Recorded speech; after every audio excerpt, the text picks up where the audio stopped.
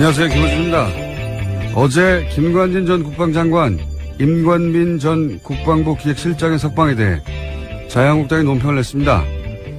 법원에서마저 정치 개입인지 명확하지 않다고 판단한 사건을 무리하고 무도한 광합수사로 전직 장관을 구속시키고 그 칼끝을 전직 대통령에까지 들이대는 아나무인 한풀이식 수사를 멈추고 이 수사 참사에 대해 책임을 지고 윤석열 중앙지검장은 즉각 사퇴하라, 이런 내용입니다. 김관진 전 장관의 구속영장을 발부한 건 영장실질심사를 하는 법원입니다. 그러니까 그 구속이 무리하고 무도한 거라면 사퇴하라고 요구할 대상은 윤 지검장이 아니라 영장 판사예요. 그리고 2012년 대선 당시 사이버사령부 댓글 공작 실적을 청와대에 보고했고 이명박 전 대통령으로부터 관련 지시도 받았다고 진술한 당사자는 김관진 전 장관입니다. 전직 대통령에게 칼끝을 들이댄 건 바로 김관진 전 장관 본인인 거죠. 길지도 않은 성명인데 앞뒤가 처음부터 안 맞습니다. 자유한국당은 죽겠습니다. 아무 말이나 막 해도 되니까. 부럽다. 김원준 생각이었습니다.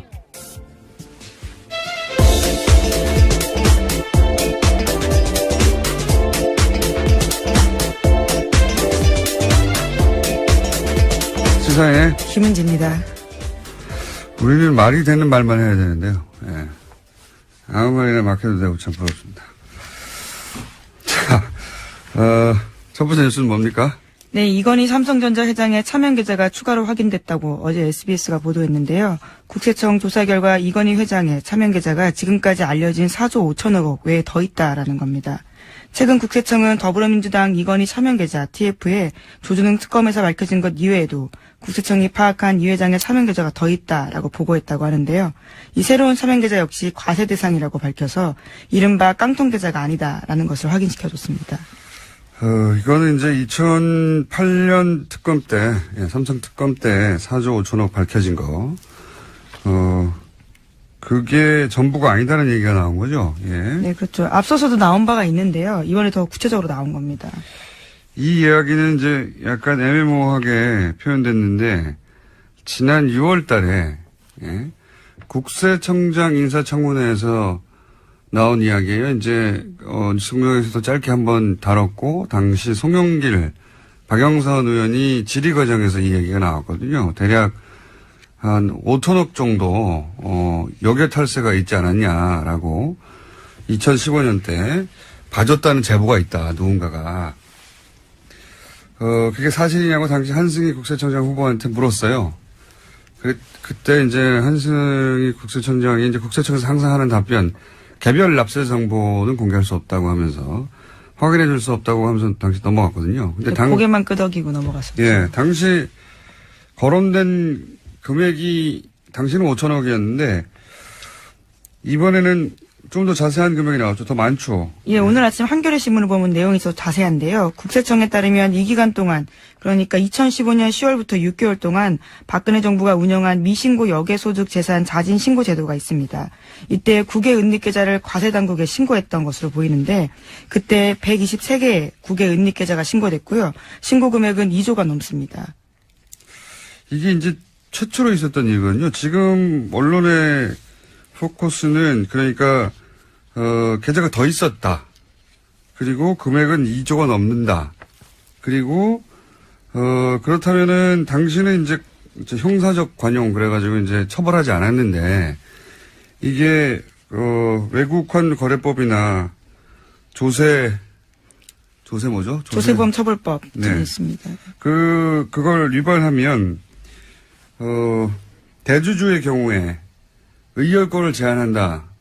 이런 규정이 있기 때문에 이건희 회장이 사실상 회장 자리가 박탈되는 거랑 마찬가지다. 이렇게 포커스가 맞춰져 있거든요. 네, 금융지배구조법이 현재 그렇게 되어 있다고 합니다. 그리고 세금을 더 내야 된다. 근데 그보다 훨씬 더 본질적인 건 제가 보기엔 그걸 놓치고 있어요. 제가 보기엔 그게 본질인데 뭐냐면 이렇게 2조가 넘는 금액이 여기에 탈세 지역에서 들어왔단 말이죠.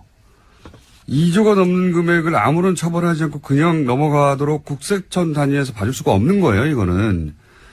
국세청이 재벌이 해외에 숨겨놨던 재산을 이런 제도도 처음 있는 제도고요. 갑자기 단기간 운영해서 2조 원 넘는 비자금을 합법화하는 길을 열어준 거잖아요. 이거 어떻게 국세청장 혼자 결정합니까? 이거는 2015년 10월이라는 기간을 주시해서 보자면 이게 이제 정유라를 지원하고 삼성이 그 대가로 받은 어떤 딜의 일부가 아니냐 이런 의혹을 따져봐야 하는 게 제가 보기엔 본질적인 겁니다. 네, 지난 국세청장 청문회에서도 박영선 의원이 그러한 취지의 질문들을 했었는데요. 일종의 빅딜이 이루어진 게 아니냐라는 겁니다. 그때는 이제 빅딜이라고 모호하게 얘기했는데 구체적으로는 그거죠. 이 시점에 있었던 그 박근혜 정부 하에서 삼성이 이런 혜택을 받을 이유가 뭐냐 이거예요. 예.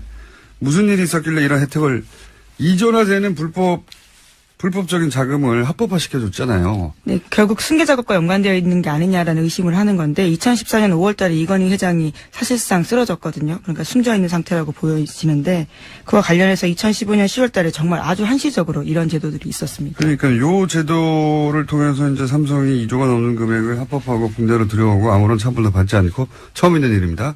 이걸 국세청장 혼자서 200억도 아니고 2조나 되는 돈인데 이런 길을 열어준 이유가 뭐냐? 네.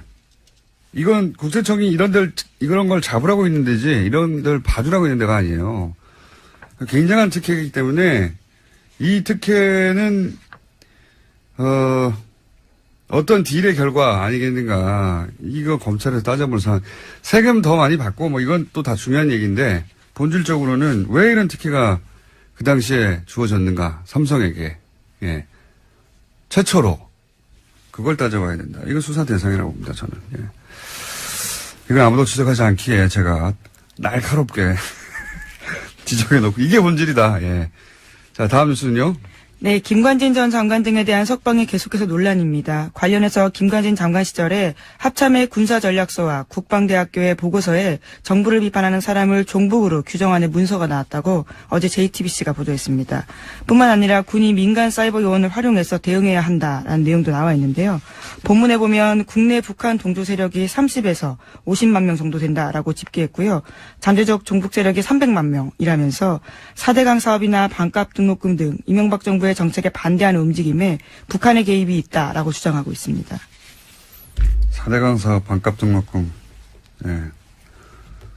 그거 반값 등록금을 주장하거나 4대강 사업 반대하면 북한 종북이라는 거 아닙니까? 네. 예, 그래서 군이 사이버전 대응 능력을 강화해야 된다. 그러니까 댓글을 달아야 된다라는 취지의 논리로 이어지는데요. 그러니까 사이버 사령부는 이제 대북 활동을 했다라고 하는 논리를 만들다 보니까 이렇게 논리가 연결된 거잖아요. 4대강 사업을 반대하는 게 북한의 동조하고 종북이라는 논리로 사이버 사령부는 대북 활동을 했다고 주장하는 거 아닙니까? 말도 안 되는 소리죠. 예. 네, 김관진 전 장관 시절에 일어났던 일이라고 합니다.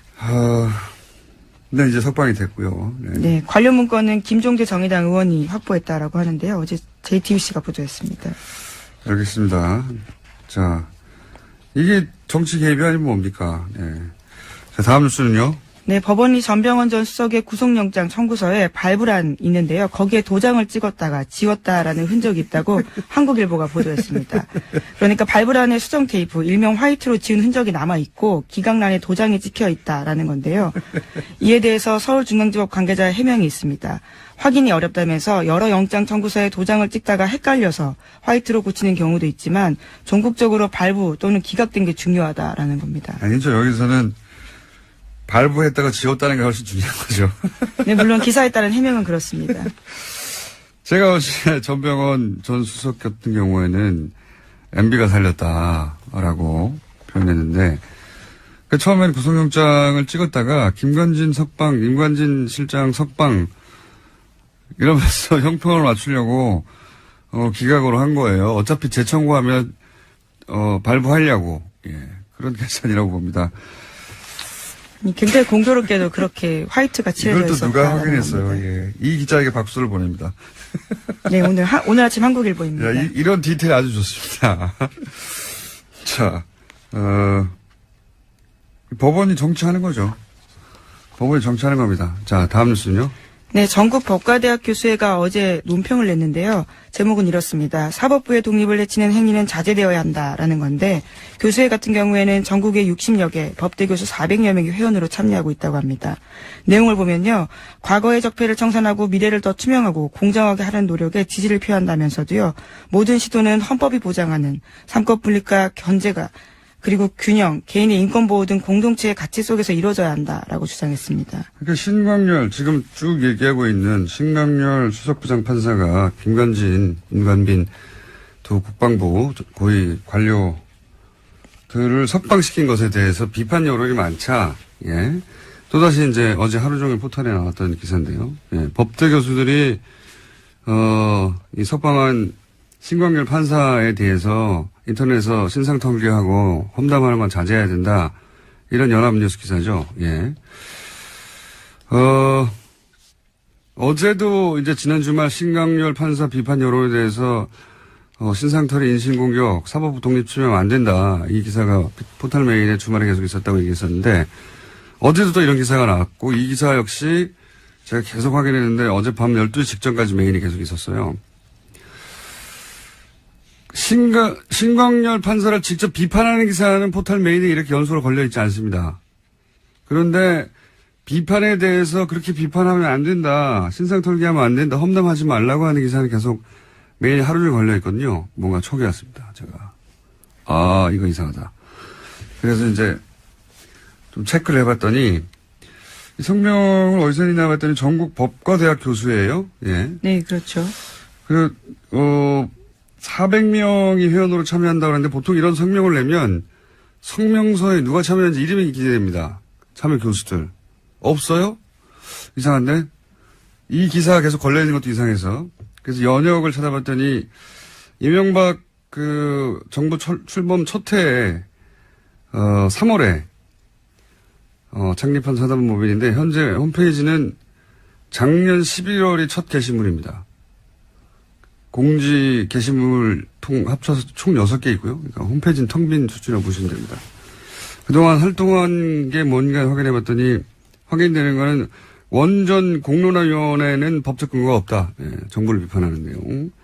그거 거의 하나밖에 없어요. 그리고 회원수 400명이라는데 명단을 공개되지 않고 활동이 거의 없어요. 그래서 그래? 그럼 회장이 누구야? 찾아봤더니 국민대의 이모 교수인데 이 사단법의 주소지가 국민대학교 법과대학의 법학관의 몇 호. 아마도 이 교수님의 개인 연구실로 추정이 되는 겁니다. 예, 그래서 거의 이 교수님 1인이 주도하는 단체로 보여서 그럼 이 교수님 개인 활동을 확인해 봤습니다. 과거 자유주의 연대라고 예, 뉴라이트 재단하고 통합된 뉴라이트 계열이에요. 예. 그리고 이분이 2007년 대선 한 달 전에 뉴라이트 재단, 뉴라이트 싱크넷, 자유주의 연대 등등 뉴라이트 지식인 100인이 시국선언을 했어요. 무슨 시국선언을 했냐면 이제 이해찬 총재 대선 후보 사퇴하라고. 예. 사실상 이명박 전 대통령 지지하는 예, 성명이죠. 간단하게 요약하면 뉴라이트계에서 활동했고 이명박 전 대통령 지지하는 분이 작년부터 본격적으로 이끌고 있는 단체로 주소지는 소속 대학 연구실이고 소속 교수는 공개되지 않았고 홈페이지는 거의 없고 활동 내역이 성명을 낸 교수의 명단도 없고 성명서도 그 홈페이지에 없어요. 예. 도대체 어디서 성명을 냈는지도 모르겠어요. 네, 물론 오늘 아침 조선일보를 보면요. 관련된 인터뷰가 있습니다. 이 이모 교수의 본지 조선일보 통화에 보면요. 법관의 결정에 대한 과도한 비판은 헌법과 법치주의 정신과 이모 교수님 혼자서 하는 일이 네. 이 전국 법과대학 교수의 이름으로 어디서 성명을 냈는지도 모르겠는데 이런 보도가 있는 겁니다. 마치 전국 법대 교수들이 단체로 성명을 내고 집단 행동을 한 것처럼 그런다 포털에 하루 종일 걸려 있잖아요. 본인의 말은 교수들의 뜻을 모았다라고는 하는데요. 그러면 그 교수들의 뜻을 모아서 명단을 공개해 주시길 바라고요. 저는 이 기사를 쓴 연합뉴스의 기자도 확인해 보려고 했더니 이름이 기자 안 돼 있던데, 예. 콤마, 이메일 주소만 쓰셨던데, 기자님, 이 단체 규모와 명단과 활동을 어떻게 확인하셨는지, 어디서 성명을 냈는지, 어디서 성명을 낸 걸 어떻게 알았는지, 예. 하청기사 아닙니까, 이런 게? 기본적으로? 이런 거는 쭉 기자회견을 하고 명단을 발표하고 그리고 그 단체가 규모가 있고 그리고 신뢰할 만한 곳이고 활동을 해왔고 그래야 기사를 쓰고 그 기사가 포털에 메일에 걸리고 하루 종일 떠 있죠. 이런 확인도 안 된 여론 호도용 기사가 어떻게 메일에 하루 종일 걸려 있습니까? 저는 이 기사 굉장히 이상하고요. 예. 이 단체가 성명을 냈다는 이유 하나만으로 이런 기사가 계속해서 전 국민이 보라고 떠 있는 것도 이상하고요. 예. 대단히 이상합니다. 확인해 주십시오. 이 기사를 쓴 연합기사, 연합뉴스 기자님. 이상한 기사다. 예, 신광열 판사에 대한 부정적인 여론을 어떻게든 물타기 해보려는 그런 기사가 어떻게 이런 과정을 거쳐서 이렇게 메인에 계속 걸려 있었던 건지. 제가 이 정도 단체 만들어서 성명 낸다고 다 기사 걸어주고 계속 하루 종일 떠 있습니까? 절대 안 그래요. 대단히 이상한 기사입니다. 예. 하청 기사다. 라고 저는 의심하는 바이고. 하청 기사는 쓸 수 있지만 이게 어떻게 계속 걸려 있는지 그것도 확인해 봐야 됩니다.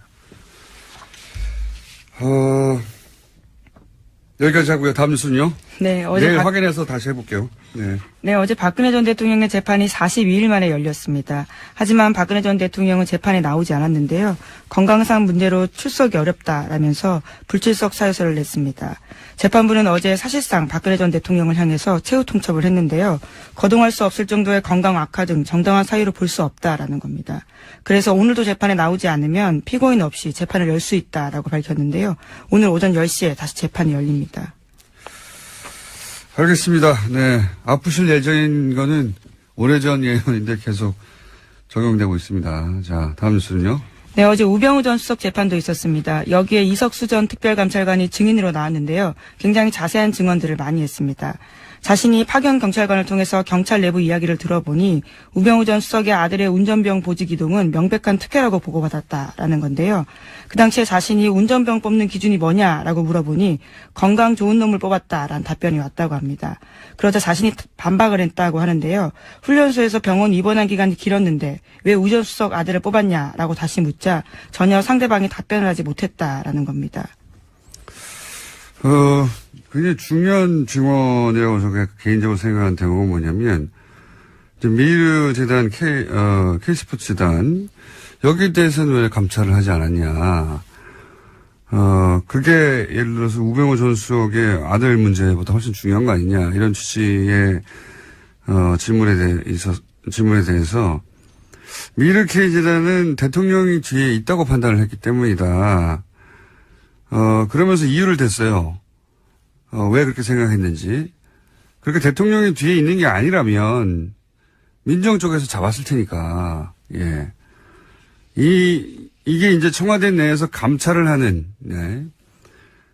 특별감찰관의 시선에도 그렇게 보였다는 것이고, 민정이 하는 일이 그런 일이란 말이죠. 그러니까 안종범 수석, 단위에서 벌어진 일이다, 이게. 재벌들한테 이제 소위, 겁을 줘가지고 돈을 뺏은 거다. 그러면 그 정도야 민정에서 다 잡았을 텐데, 이게 오랫동안 진행되고 금액도 큰 건데 그냥 뒀다. 그랬다는 얘기는 안종범 수석 차원의 일이 아니라 대통령이 뒤에 있을 수 있다라고 판단을 한 것이고, 그 말은 뭐냐면 민정이 잡지 않았다는 이야기는 그 재단 뒤에 대통령이 있다는 걸 민정은 알고 있었다는 그런 이야기이기도 해요. 예. 여기서 이제 우병우 전 수석은 계속해서 이 재단들 뒤에 대통령이 있거나 최순실이 있다는 걸 몰랐다고 주장하고 있잖아요. 네, 계속해서 모든 걸 부인하고 있습니다. 어제 이석수 전 특별감찰관이 했던 내용 중에 이제 복선을 깔고 있는 굉장히 중요한 대목은 저는 이거라고 봅니다. 네.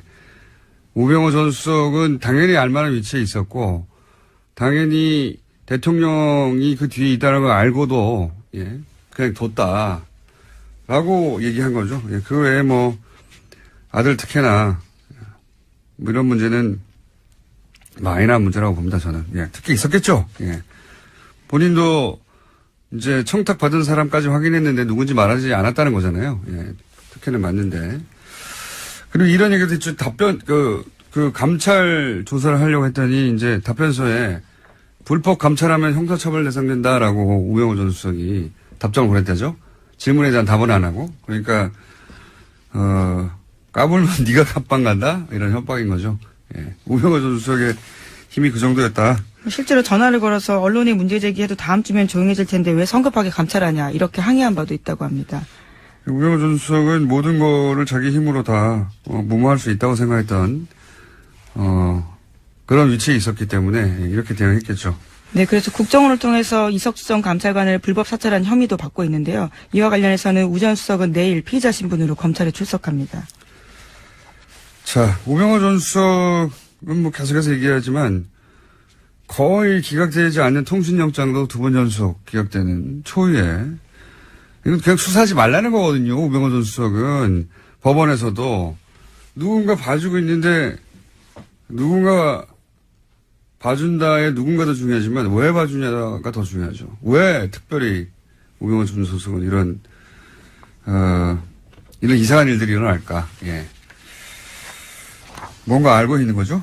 자, 시간이 거의 다 돼가네요. 제목 확인만 하죠. 예. 네, 자유한국당의 김지원 의원도 검찰에 비공개 소환됐습니다. 박근혜 정부 당시 국정원으로부터 특수활동비 5억 원 받아서요. 청와대의 비밀 여론조사 대금 치른 의혹 때문입니다. 그렇군요. 네, 이분은 하지만 참 연루된 게 많죠. 최경환 의원은 여전히 수사에 불응하고 있습니다. 자, 다음 뉴스는요. 네, 정유아 씨 집에 침입한 강도에 대해서요. 어제 영장이 나왔습니다. 구속됐는데요. 법원은 도망갈 염려가 있다면서 이 씨에 대해서 구속영장 발부했습니다. 구속영장 발부. 저는 이 사건을 보면서 생각났던 게 카타칼 사건 있죠. 박근혜 전 대통령의 턱 밑에 예. 네, 의원 시절이죠. 아주 옛날입니다. 의원 시절에 네. 2000 몇 년이었나요? 7년인가요? 5년 이 정도 아마 중반 정도였던 것 6년인가요? 같은데요. 예. 갑자기 저는 그 색깔이 오버랩 됐어요. 예. 그 오버랩 됐던 이유는 나중에 한번 설명하고요. 오늘 여기까지 하겠습니다. 시사인의 김은지였습니다. 감사합니다. 김건진 전 국방장관, 임관빈 전 국방부 정책실장. 두 사람의 석방에 대해서 말들이 많고 비판 여론 많죠. 네. 지난주로 끝내려고 했는데, 네. 두 분이 석방이 되는 바람에 다시 나오셨습니다. 군 사이버사령부 530 심리전단 김기현 전 부이사관님, 다금바리 일명. 안녕하십니까? 네, 안녕하십니까? 네. 그리고, KBS가 파업을 하는 바람에 이렇게 여러 방송국을 떠돌고 있는, 네. 부유하는 이재석 기자 나오셨습니다. 네, 안녕하세요. 네, KBS. 우선, 김기현 선생님? 네, 석방될 줄 모르셨죠? 몰랐죠. 예. 구속영장이 발부가 됐는데, 갑자기 두 사람 다 석방되고 이런 건 뭐 전례가 없는 일이거든요. 예. 깜짝 놀라셨죠? 저는 신문을 보고 알았습니다. 뉴스를 보고 알았습니다. 예, 모두가 뉴스를 보고 알았습니다. 네. 예. 여기 대해서 혹시, 이재석 기자님은 요즘 뭐, 할 일 없으시고. 네. 그러니까 날마다 파업 집회를 하고 있습니다. 예. 네. 예. 마이크를 좀 당겨주십시오. 예, 예. 네. 혹시 취재 좀 해보셨어요? 법조계 전반이나. 그러니까 뭐 제가 알고 있는 그 법조계에 지금 종사하고 있는 취재원들에게 물어봐도 예. 예, 한결같아요. 답은. 예. 그러니까 말이 안 되니까요. 예. 아예 이제 처음부터 불구속이었으면 모를까. 이제 구속이 예. 됐다가 이렇게 또 되는 경우니까. 두 매우 사람 이례적이다. 다 게다가. 예. 예. 이건 말도 안 되는 대단히 이례적이라는 표현도 부족해요. 이런 경우 있습니까? 상상해 보세요. 기억에 아무리 떠올려봐도 이런 주요한 사건에 주요한 장과 실장이 구속됐다가 구속 적부심 통해 가지고 다시 풀려나는 경우는 아무리 생각해도 없습니다. 처음 있는 일이고요. 자, 그런데 여기서 이제 쟁점이 되는 것 중에 하나가 모신 이유가 이겁니다. 다금바리 선생님. 네. 쟁점이 되는 이유 중에 하나가 이겁니다. 쟁점이 되는 사안이. 거기 이제 보고서에 칸에 네. V자 표시를 하게 돼 있다. 확인하면. 네. 근데 이제 이 V자에 대해서 검찰과 영장을 발부한 영장 판사는 이것은 사실상 댓글 공장을 승인하고 지시한 것이다. 오케이 하라고 한 것이다고 그런 의미라고 지시한 사람으로 이제 봤는데 변호인단은 이거는 그냥 봤다 이런 게 있다는 걸 그러니까 지시 이걸 하라고 지시한 게 아니다. 이런 게 있구나 봤다는 표시에 불과하다. 의미를 축소했어요. 그런 식으로 지금 계속 여론몰이를 하고 있는데 주말에는 직접 들고 가서 보고를 하신 당사자 아닙니까, 선생님? 네. 네, 주말에는 단장 역할을 하셨으니까요. 네. 그러니까 이 V자의 의미가 뭔지를 그 현장에서 직접 겪으신 분이 아닙니까? 이 V자의 의미가 그냥 봤어 하고 쑥쑥 넘어가는 겁니까? 의미가 뭡니까? 제가 공직생활하는 경험으로 봐서 예. 내용의 V자를 표시한 것은 네. 그게 관전 포인트에서 내가 관심을 가지고 있다는 걸 의미한 거이고 예. 관심을 가지고 있다. 예. 매일 예. 이루어진 예. 후속 결과 보고를 가지고 예. 매일 보고를 했을 때는 예. 승인과 지시를 의미한다고요. 계속 이 일을 활동하라는 거 아닙니까? 네. 승인과 특히 지시. 이제 우리 사이버 사령부의 문건은 예. 아침에 일찍 나와서 예. 사령관이 스타트를 하고 예. 또 단장이 스타트를 하고 예. 그러고 나서 결과물을 밀봉해서 예. 봉투에 밀봉해서 가방에 이어서 예. 사람이 인편을 가지고 와서 예. 장관실에 전달하는 순간 예. 장관이 뜯어본 순간 예. 그때부터 그 내용의 인지와 승리 의미가 포함됩니다. 예. 그리고 나서도 덮는 순간 예. 다시 돌려줄 때 예. 지시가 이루어지는 그 과정을 거쳤기 때문에 예. 승인과 지시가 포함된다고 봅니다. 단, 한 달에 한두 번 건을 갖다 예. 일반 결제문에 예. 이어가지고 통상적으로 보고 나서 이렇게 지시 이렇게 했다면은 예. 그 인지했다는 걸 의미를 볼 수 있죠. 아, 그렇죠. 네. 네. 뭐, 한 달치를 요약해가지고, 이런 일이 있을 거나 하고 인지했다. 그럴 때 부인하면 인지지만, 네.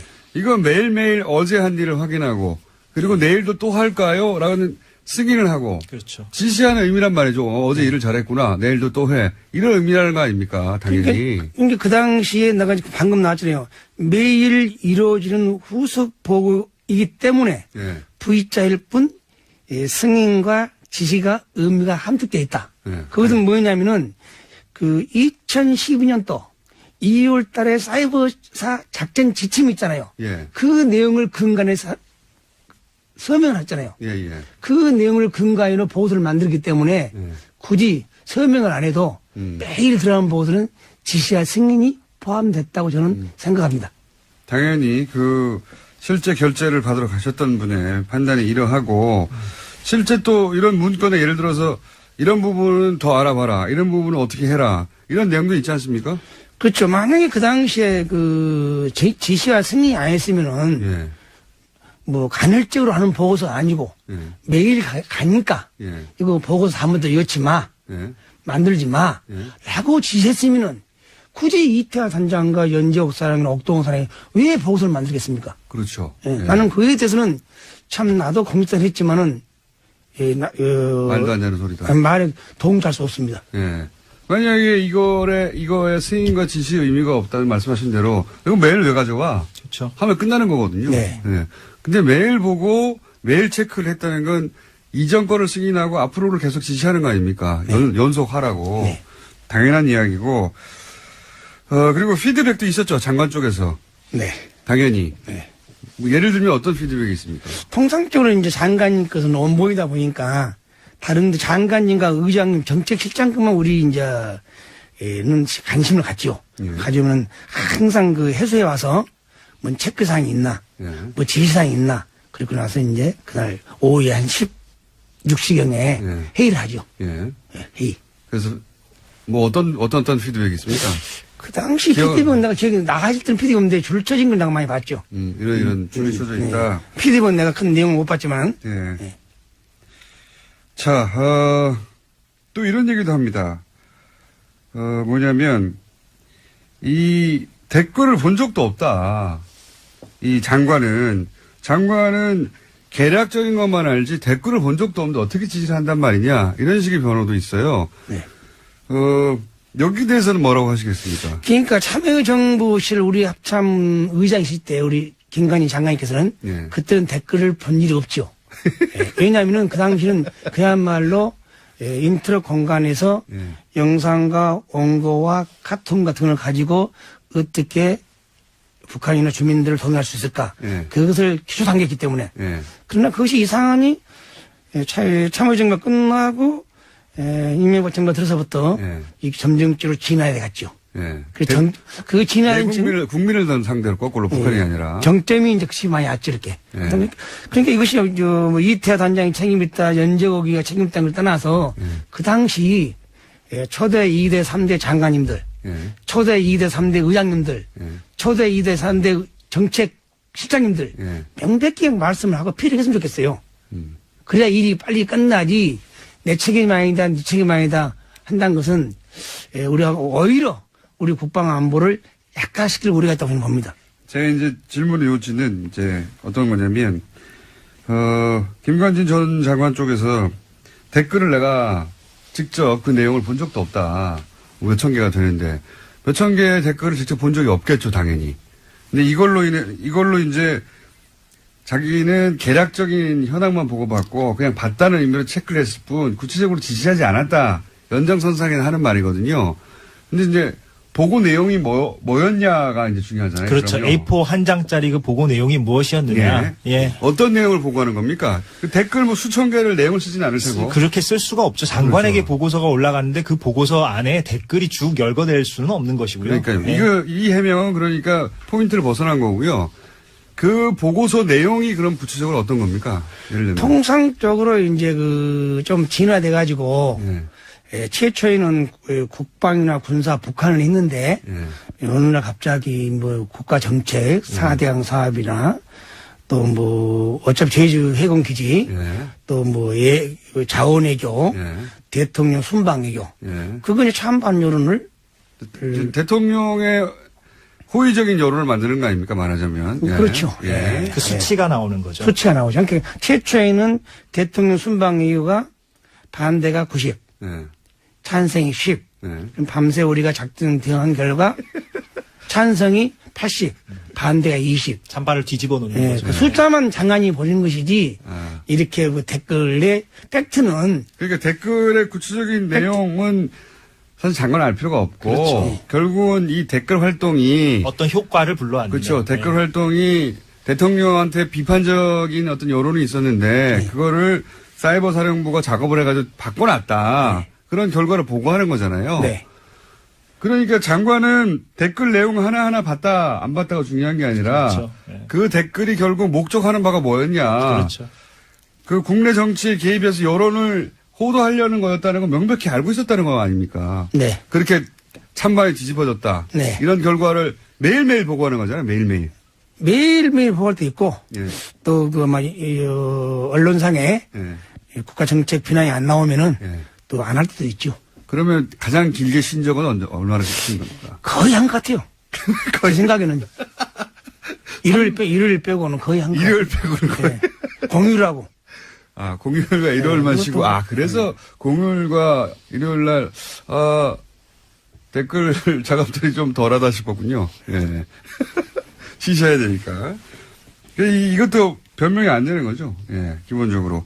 댓글의 구체적인 내용을 본 적도 없다라고 변명하는데, 댓글의 구체적인 내용을 볼 필요가 없어요. 그 댓글로 뭘 하려고 했는지 사이버 사령부가 그 결과는 매일매일 보고하는 거 아닙니까? 그래서 보고서 명칭도 대응작전 결과 보고서인 그렇죠. 거죠.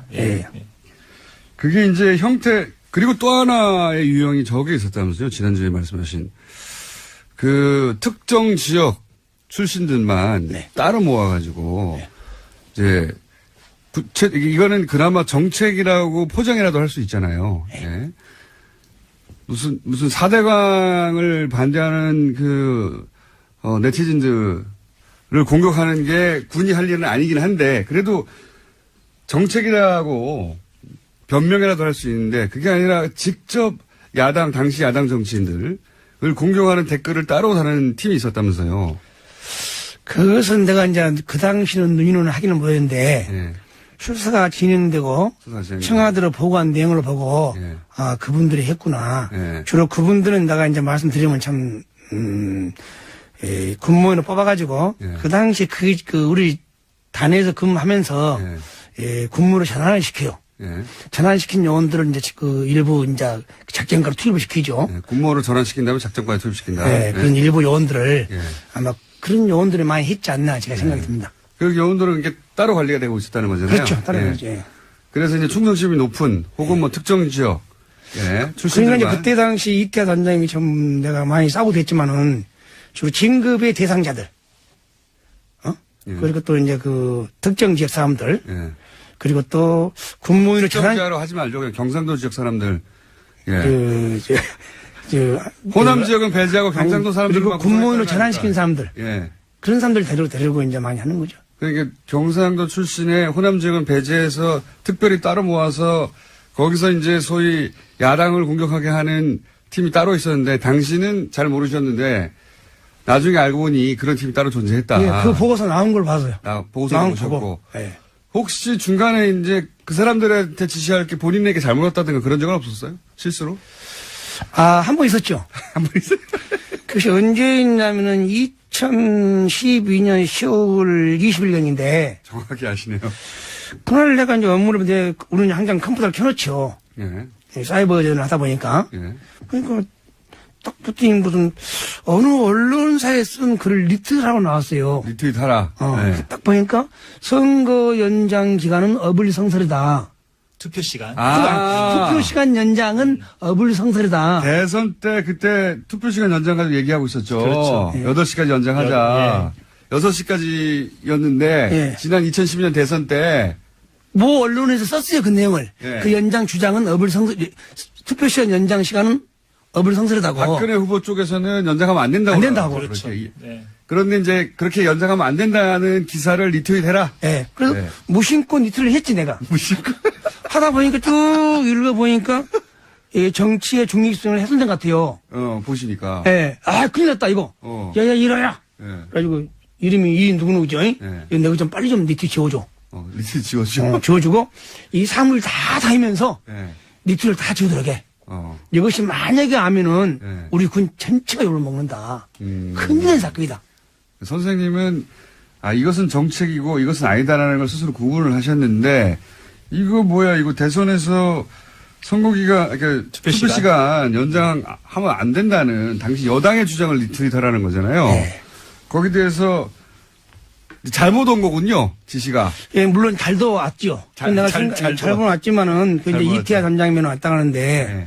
이태하 단장이 계급이 군무원 상급에 불과합니다. 네. 그분이 왜 그 어마어마한 헌법 유린을 할 수 있겠습니까? 어느 뭐 상부 시했다든가 비공식적으로 시했다든가 암암리에 누가 승인해주고 인정해주기로 하는 거지. 그렇죠. 절대로 군대 조직 내에서는 군무원 상급이 그렇게 의사결정력이 없습니다. 그건 명백히 국민에게 알고 싶습니다. 그러니까 이런 정치 개입은 누가 시켰을 것이다. 틀림없이. 네. 예. 그때 이제 어렴풋이 눈치도 채셨겠군요. 이거 이런 건 누가 하고 있구나. 그래서. 네. 예. 그래도 이렇게까지 니를 할 줄은 몰랐죠, 내가. 자, 이 보고는 그러면 요렇게 정치에 직접 개입하는 것들은 따로 보고가 됐나요? 저는 그러니까 회의 시간에 예. 상황실에서 본 일이 없어요. 그 안에서는. 네. 없어요. 그러니까 사이버 사령부 내에서도 요 직접 정치 개입 부분은 그 안에 있는 사람에게서도 말이 나갈까봐 예. 별도의 별동대처럼 운영을 했군요. 그렇죠. 예. 예. 그분들 내가 이름은 다 알지만은 그 사람들이 인권청문회나 말을 못하고 이게 빨리 수사가 진행되려면은 우리 사이버 사령부 초대 사령관부터 빨리 조사를 받아서 진실을 다 고백하면은 금방 해결될 것입니다. 금방 해결된다는 건 그분들이 다 감옥 간다는 얘기이기 때문에 그분들이 그렇게. 감옥이라고 보기 때문에 진실을 알리고 뭐 용서를 구하면 다 국민들이 꼭 감옥을 보내겠습니까? 그 핵심 관련자들이 지금 다 군 내에 있습니다, 여전히. 예. 여전히 있는 거죠. 예. 그리고 지금 말씀하신 소위 그런 정치 관여 댓글이나 리트윗을 한 사람들도 여전히 군인 공무원으로 있는 거죠. 있죠. 예. 특히 또 특혜 받는 사람도 있고 청와대 받는 파견 갔다 온 사람도 있고. 청와대 파견 갔다 온 사람도 있고. 이게 이제 지금은 국방부 장관에게 보고하는 거는 주말에 직접 하셨는데 이게 또 그 보고서가 청와대로도 갔다면서요. 지금 내가 이제 이태하 단장이 상당히 몸이 많이 아프고 또 어려울 때는 내가 많이 했어요. 예, 단장 역할을. 많이 했다 보니까 청와대도 갔죠. 청와대도 직접 가셨군요. 예. 제가 직접 간 게 아니고 네. 그 시스템으로. 내부 전산망. 내부 전산으로. 그러니까 소위 뭐라고 하더라, 비밀, 소위 이제 군사 작전 관련해서 통신하라고 사용된 망인데 거기다 이걸 보냈다는 거 아니에요? 네, 언론 보도가 나왔죠. KGX라고. 제가 그 말은 진짜 정보인으로서 끝까지 안 밝겠어요. 물어봐도. 시스템이라고. 그 나왔더라고요, 내용이. 예. J6라고. 예. 예. 그것은 결론적으로 일반 문건은 못 가고, 예. 그 전쟁과 연결되는, 원래 용도는 전쟁 때. 예, 전쟁과 연결되는 정보작전 장비입니다. 예. 정보작전 장비, 정보작전 유통 장비입니다. 예. 원래 전쟁 났을 때. 예. 전쟁 때 이제 중요한 정보를 청와대에 직보하려고 만든 라인 아닙니까? 그리고 평상시도요. 예. 평상시도. 정보 작전 라인. 예. 근데 여기다가 이제 댓글 몇 개 달아가지고 지금 참만 바꿨다 이런 보고서가 갔다는 거 아닙니까? 네. 그게 지난 10월 국방부 TF팀 조사 결과 다 사실로 확인이 됐죠. 그건 또 중요한 내가 뉴스를 한번 봤는데요. 네. 거기에 그 온라인 시스템의 그 자료가 2012년 11월 1월 달까지만 있다 하더라고요. 11월 15일까지만. 네. 그 나머지는 어디 갔냐 이거지. 그게 만약에 서버를 접근해서 네. 그 자료를 인멸시켰다면은 네. 그건 용서받지 못할 그러니까 그 기간에 계속 활동을 한 거죠, 당연히. 했죠. 근데 이게 없다는 거 아닙니까? 아니 신문에 보니까 없다 하더라고 그게. 네, 지운 거죠. 그 적폐청산에서 국방부 적폐청산에서 보니까 발표한 거 보니까 11월 뭐 10월부터는 없다고 나오더라고요. 일부만 발견됐죠. 네. 그때가 더 극심했겠죠. 선거가 얼마 안 남았는데 이제. 네. 그러니까 그때 이제 극심한다는 것은 그 사무실 내에서는 할 수가 없어요. 네. 사무실 내에서는 제한된 인원만 할 수 있습니다. 그리고 나머지 다 집에 가자는 거죠. 이건 어떻게 생각하십니까? 직접 물론 정치에 직접 개입하는 댓글을 다시지는 않으셨지만. 네. 이제 계속해서 주장하는 게 사이버 대원들이 이제 78만 건 정도의 댓글을 달았는데 정치권이 지금 이제 지워진 거라고 의심하시는 그 대목은 빼버리고 예. 남아있는 것 중에 정치 관여 댓글은 대략 1%밖에 안 된다. 네. 아, 이거 하루에 10건도 안 되는데 이거 가지고 왜 문제를 삼느냐. 사람 구속시키냐. 이런 참군인 더군다나 김관진을 이렇게 이제 계속 논리를 펴잖아요. 네. 직접 일을 하신 분으로서, 물론 이건 은폐되거나 삭제되거나 사라진 댓글은 빼고 얘기하는 겁니다. 남아있는 것만 가지고 따졌을 때 1%밖에 안 된다. 네. 여기 대해서 뭐라고 하시겠어요? 1%지만은 그 당시에 내가 이제 주장한 것이 댓글 다는 자체는 정치 관여다가 매일 강조를 한 거죠. 네, 그 우리 자체가. 사이버 심지어는 그런 이렇게 한 게 아니고 영상 원고 티어 카툰을 만들어서 상대편에 알린 거지. 북한 주민한테. 북한군과 네. 북한 주민한테. 근데 그거 뭐 언론에서 네. 70만 몇만 건 중에서 뭐 8천 건이나 한데 네. 그러면 8천 건은 이건 우리 국민만 보고 네. 그 나머지는 북한 주민과 북한 군이 봤냐 이거지. 맞지가 않아요, 그것이. 그러니까. 응? 이게 78만 건 전체가 북한 주민을 상대로 혹은 북한 군을 상대로 사이버 심리전 하라고 하는 건데 이거 전부 다 내국인을 상대로 한 거 아니냐. 그렇죠. 예. 그리고 더 나가서 거기 또 한마디 있더라고요. 북한군의 선전선정에 대비하기 위해서 예. 북한군의 선전선정 대비하는 사이트가 따로 있어요. 제한되게 있습니다. 거기는 단방에다 보니까 우리가 댓글을 못 달아요. 만약에 북한군이 댓글을 단다 하면은 북한군 친북 국가나 중국 등등 가서 인터넷 닿으면 모르지. 그 인터넷 닿으면은 그 차단시키는 것이 우리 목적이지 그 댓글 달는 것이 우리 목적이 아니죠. 그러니까 이제 실제 북한 쪽에서 무슨 댓글을 제3국에 단다거나 북한이 한국을 상대로 한 여론조를 한다면 거기 가서 댓글을 달거나 그 IP가 국내에 침투하지 못하도록 해야 되는 거지. 네. 자국민을 상대로 해가지고 지금 무슨 4대강 홍보하고 이게 무슨 사이버 사령부가 할 일이냐 그 자체로 이런 말씀이신 거고 아주 명쾌합니다. 그러니까 거기서 8,800건도 이제 팩트상으로도 이제 좀 맞지 않는 게 이제 최근 그 국방부 TF팀 조사 결과 자체적으로 매체를 만들어서 운영했다. 그리고 정치인들을 상대로 한 희화화 그림이 또 새롭게 추가 발견됐고 그러니까 최근에도 추가로 수집되고 발견된 증거들이 더 있거든요. 그런데 이 8천여 건 얘기하는 거는 지난번 그러니까 몇 년 전 수치를 가지고 그러니까 얘기를 하는 그건 거죠. 아무 의미 없고요. 내가 그 한 팩트를 빼겠습니다. 심리전은 아측이 아닌 네, 우리가 아닌 다른 국가나 북을 상대로 하는 거다. 다른 국가나 기타 국가나 집단 개인 등을 대상으로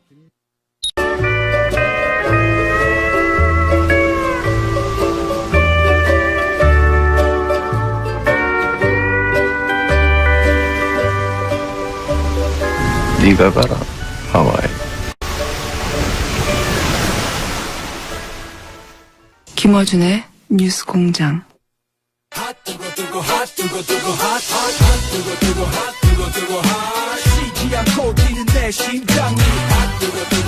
핫뜨거 바른정당 하태경 넘버2 항상 넘버2면은 최고로 나오셨습니다. 아, 근데 요즘 뭐, 우리 정당보다, 바른정당보다 더 뜨거운 정당이 있어가지고, 네. 열심히 요즘 불구경하고 있습니다. 남의 집에 불났기 때문에, 그죠? 예. 거의 화산 마그마 폭발할 것 같은 뭐 그런 상황이더라고요. 그거를 이제 바른정당은 약 한 달 전쯤에 겪었고, 예. 우리는 굉장히 쿨하게 정도가 아니라 콜드하게. 그냥 뭐, 매너 있게 나갈 사람 나가라. 예. 그렇게 정리를 했죠. 바른정당도 어떻게든 안 나가게 해보려고 바둥바둥 하긴 했는데 그게 안 통한 거죠. 예. 사실 그렇게 했었어야 됐어요. 네. 근데 당시 유승민 대표 워딩 보세요. 나갈 사람 나가라. 나갈 사람 나가라.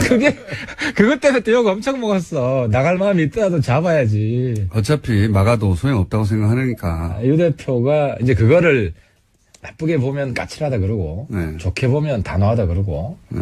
여기가 뭐 아무튼 상대적인 것 같습니다. 까칠하다고 표현할 수도 있지만 뭐랄까요. 부침성이 없다. 그렇진 않아요. 부침성은 없진 않아요. 그러니까 보통 이제 부침성이 없다 그러면은 연상되는 게 술을 잘 못하고, 네. 뭐 옛날로 치면 담배도 네. 맛담배도 잘 안 피고. 오늘도 마이크를 귀에 거시는데. 예. 아니, 근데 유승민 대표가 술, 담배를 너무 잘해요.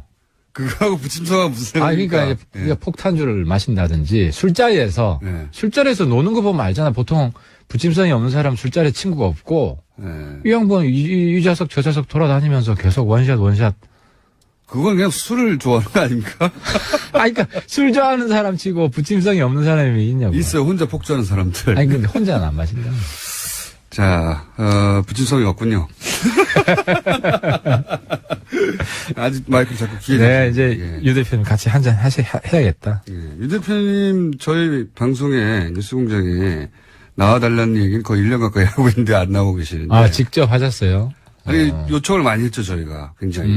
이번에도 당대표 되고 나서 요청을 한번 드렸는데, 나올 듯 하시다가 타이밍이 안 맞아서 또. 아, 그렇구나. 한번 나오시겠죠? 저도 한번 권해보겠습니다. 이혜원 의원 있을 때도 권해달라고 여러 차례 얘기했고. 아, 그때도? 여러 차례 권했다고 하고. 나보고 대신 나가라는 얘기는 안 하던데. 내가 여기 나오는지 모르실 텐데. 왜 안 나오시는지 모르겠고, 예, 꼭 나와달라고. 아참, 저희 이제 하와이 음악 들으셨죠? 예, 들었습니다. 저희 대표님이 이제 MBC 사장 지원한다는 설들이 있었어요. 예. 신청했었어요?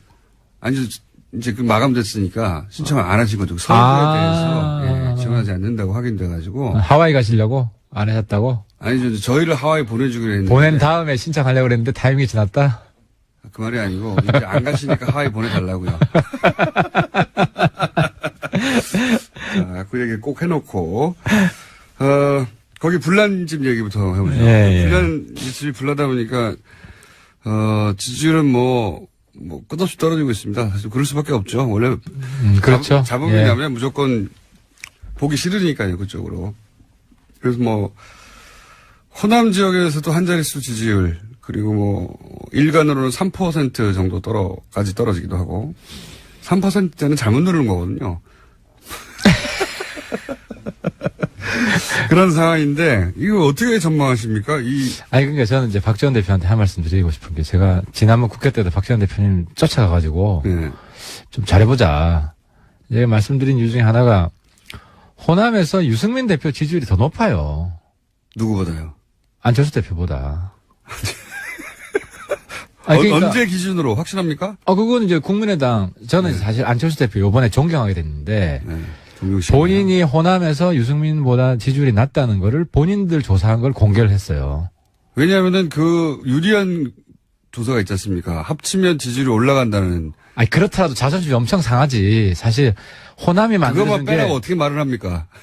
아니, 그렇더라도, 그럼 아예 공개를 안 하든지. 네. 근데 어쨌든. 왜냐면 공개해야 될 내용이 있거든요. 통합하면 지지율이 높다. 이게 나오는, 이건 그러니까 이게 자꾸 안을 이제 부정적인 인식으로 볼 때는 그런데 좀 좋게 봐주면. 어쩔 수 없었어요. 공개하지 않을 수 없었어요. 불가피했다고 치더라도. 네.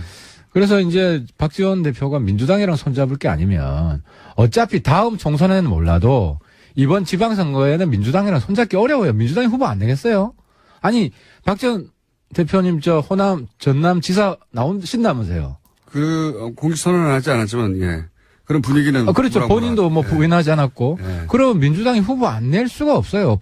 그러면은 누구랑 손잡을 거냐. 그래서 본인도 그렇기 때문에 선거연대하자는 것은 반대 안 한다. 네. 이 말씀 하셨잖아요. 네. 근데 호남에서 민주당 빼고 문재인 대통령 빼고 지지율 제일 많이 나오는 게 유승민인 거 이번에 입증이 됐잖아요. 계속 얘기해 보시죠. 그러니까. 그래서 네. 제가 이제 지난번 국회 때도 바른정당하고 선거연대만 합시다. 네. 이야기를 내가 신신당부를 했어요. 그러니까 이제 박지원 대표님이 그 다음날 또 우리 보고 뭐 한국당이랑 합당한다고. 아니, 근데 지난주 얘기하시니까 지난주로 되돌아가 보면 네. 그때 끝장 토론이 있는 당일날 아침에 저희가 이 시간대에 방송을 했지 않습니까? 끝장 토론 때 안철수 네. 대표가 통합 얘기는 안 하고 선거 얘기만 할 거라고 전망하셨고 저는 통합 얘기 할 거라고 했는데. 안 대표는 통합 이야기를 하죠. 네. 근데 우리가. 아니, 그러니까 안 대표도 통합 얘기는 안 하실 거라고 전망하셨어요, 그때는. 안 대표가. 네. 아니, 저는 그렇게 보지 않아요. 전망은 틀리셨고요. 측근들한테 얘기 들어보니까, 글쎄, 그때 다시 한번 보면, 그래서 제가 드리고 싶은 말씀은, 아니, 바른정당이. 찾아가지고 내보낼 수도 있습니다. 바른정당이 네. 한국당과 통합을 왜 합니까? 당대당, 한국당은 제가 여러 번 말씀드렸지만, 한국당이 보수면 파리가 세다. 한국당은 청산 대상이지, 해체 대상이지. 근데 그림은. 통합 대상이 아니다. 지금 한국당이 아니라, 지방선거에서 한국당이 목표했던 성과를 내지 못하면 한국당이 흔들릴 것이고, 그리고 그게 흔들린다는 얘기는 홍준표 대표로 체제가 이어질 수도 없고, 다음 대선에서의 주자도 딱히 눈에 안 보일 때, 그렇게 흔들릴 때, 합당을 한다? 당이 흔들릴 때 이제 소위 이제, 바른정당과 국민의당이 합쳐놓고 몸집을 키우고 있다가, 흔들릴 때 싹 뽑아가지고 일부를 새로운 정당을 만든다는 얘기지. 지금 한국당과 합친다는 게 아니라. 박지원 대표 그 이야기다. 네, 그런 의미죠. 아니, 그러니까 제가 아시면서. 오늘 말씀드리면은 한국당은 2019년 전에 없어집니다. 하태경 예언. 19년 전에 네. 거기는 분당 수준이든 네. 완전히 개박살이 나요. 아니, 그러면은 우리가 어떤 시점을 기준으로 해서요? 지방선거 이후요? 지방선거 이후에는 지방선거 때 6석 정도. 19년 네. 한 여름 전에는 없어집니다. 한국당은 지방선거 이후에. 네. 아니, 그러니까 그러면은 그때 그 사람들 주워 올라오는 거 아닙니까? 지금 몸집을 딱. 아니, 주워 오는 거는 지금도 주워 오죠. 지금 안 나오는데 어떻게 주워 옵니까? 아니, 그래서 지금 저쪽에서 주워 가고 있죠, 지금. 우리가 이번에 바른정당에서 역할 분담한 건 맞아요. 네. 두 사람은 한국당 담당해라. 네. 두 사람은 국민의당 연대 협상이 있으니까 협상을 해라. 그럼 그 두 사람 역할이 뭐냐면은. 그 사람이 누구입니까? 국민의당 연대 담당은. 아니, 근데 그 두 사람이 안 한대요. 근데 이제 그래서 이름 공개하기는 어렵고.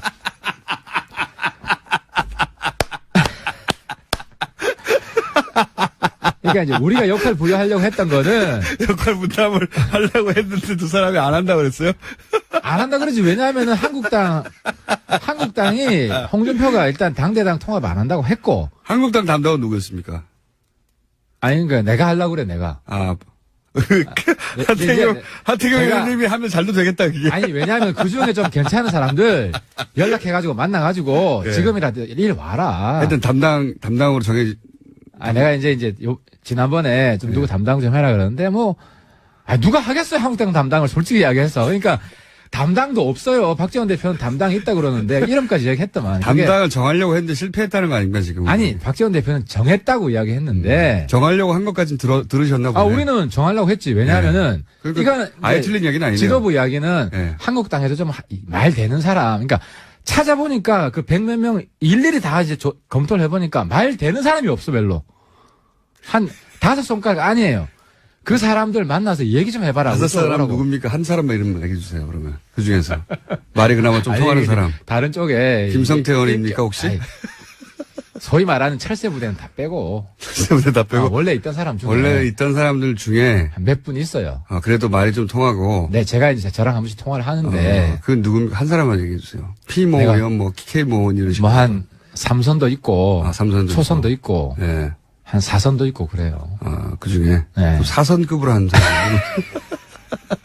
그분은 그래도 얘기를 하면, 그래, 지금 문제가 많지. 뭐 이렇게. 얘기하죠. 얘기하고, 내가 그래도 이제 선수가 높아가지고, 네. 초재선이 조금만 움직여주면 같이 할 텐데. 같이 할 텐데. 네. 그래서 제가 이제 초재선 찾죠. 네. 초재선 찾다 보면 초재선이 사실 정신적으로 초재선이 별로 없어요. 그 어떤 그러니까 얘기입니까? 아니 그러니까 좀 다 낡은 보수라는 거지. 구태연하다. 실제로 진박들을 많이 뽑았죠. 실제 그렇게 당시에. 채웠지 않습니까? 그렇게 네. 채워가지고 지난 총선 때. 지금 초재선이 대부분 장관 출신들이 많고 네. 아니면 이제 누구 덕 보고 들어온 이런 비례도 그런 분들이 많아가지고 네. 이제 연결이 돼 있어가지고 독자적인 목소리를 안 내잖아요. 그래서 초선 그룹에서 예를 들어서 뭐 소위 소장파 이런 사람도 없고 눈에 안 띈다. 없죠 네. 한국당. 그래서 없어요. 그래서 그러니까 이제 누가 이제 내가 담당하겠다 그러면 성과를 내야 되잖아요. 네. 그래서 뭐 아무도 안 맡으려고 하는 거죠. 아니 그런데 무슨 박지원 대표 한국당하고 통합 논의 중단하라. 어제 내가 보니까 안철수 대표는 자꾸 압박을 받으니까 통합 논의 중단하라. 통합 논의 한 적이 없는데 무슨 통합 논의 이런 중단하라. 거죠. 박지원 대표의 그림은 대략 이런 걸 추정하는 것 같아요. 그러니까 일단 바른정당과 국민의당이 통합을 하고 안철수 대표가 그런 생각을 한다고 이제 박지원 대표는 생각하는 거죠. 추정하는 거죠. 통합을 하고 그 사이 그러는 과정에서 호남계가 좀 일부 떨어져 나가더라도 그래도 뭐 4, 50석 유지할 수 있지 않냐. 그러면 지방선거까지 잘 이렇게 가가지고 선거연대에서 이 당을 온전하고 있으면 말씀하신 대로 지방선거 때 자유한국당이 원하는 목표치 6석 이상의 도지사나 절대 안 되니까. 그 정도 안 되면 거기서 분란이 나지 않겠냐. 그러니까 이제 그 지방선거 그럴 때 확 주워오자. 그러면 박지원 대표 입장에서 보기에는 국민의당은 거기 끌려 들어가가지고 바른정당하고 일부 합칠 때까지만 하더라도 국민의당이 우세지만 자유한국당에서 이제 떨어져 나오는 사람들이 확 합쳐지면 그러면 국민의당은 이 보수정당의 머릿수를 취해오는 들러리가 된다. 호남계 쪽 의원들은 이런 생각을 하시는 거죠. 그러니까 제가 그 전에 한 말씀 드리고 싶은 거는 네. 국민의당 바른정당이 지금 우리가 절박하게 저는 선거연대를 주장하고 안철수 대표는 합당을 주장하는데 절박하게 이런 연대 통합 논의가 있을 수밖에 없는 것은 지방선거 때 바른정당 국민의당이 몰락하잖아요. 독자적으로 가면 안 되니까. 독자적으로 몰락하잖아요. 그럼 대한민국 정치가 어떻게 되겠냐고 완전히 개판됩니다. 홍준표의 한국당은 만약에 좀 선전을 하면은 그대로 지속이 될 것이고 사사건건 대립하고 발목 잡고 1년 3형15일 싸울 거예요.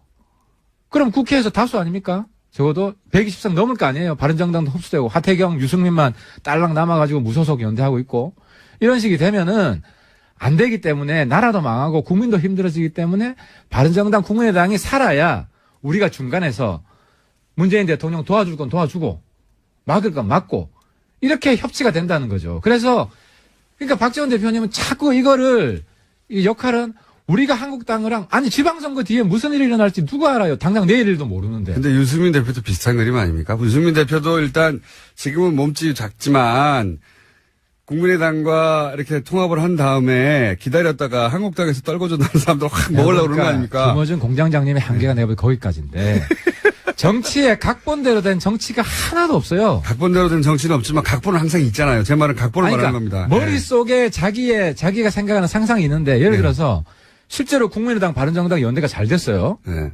그러면은 저는 지방선거 이후에는 잘 되면 그 성과를 바탕으로 국민들이 인정을 해준 거니까 평가를 해준 거니까 합당할 수 있다고 봐요. 어디랑요?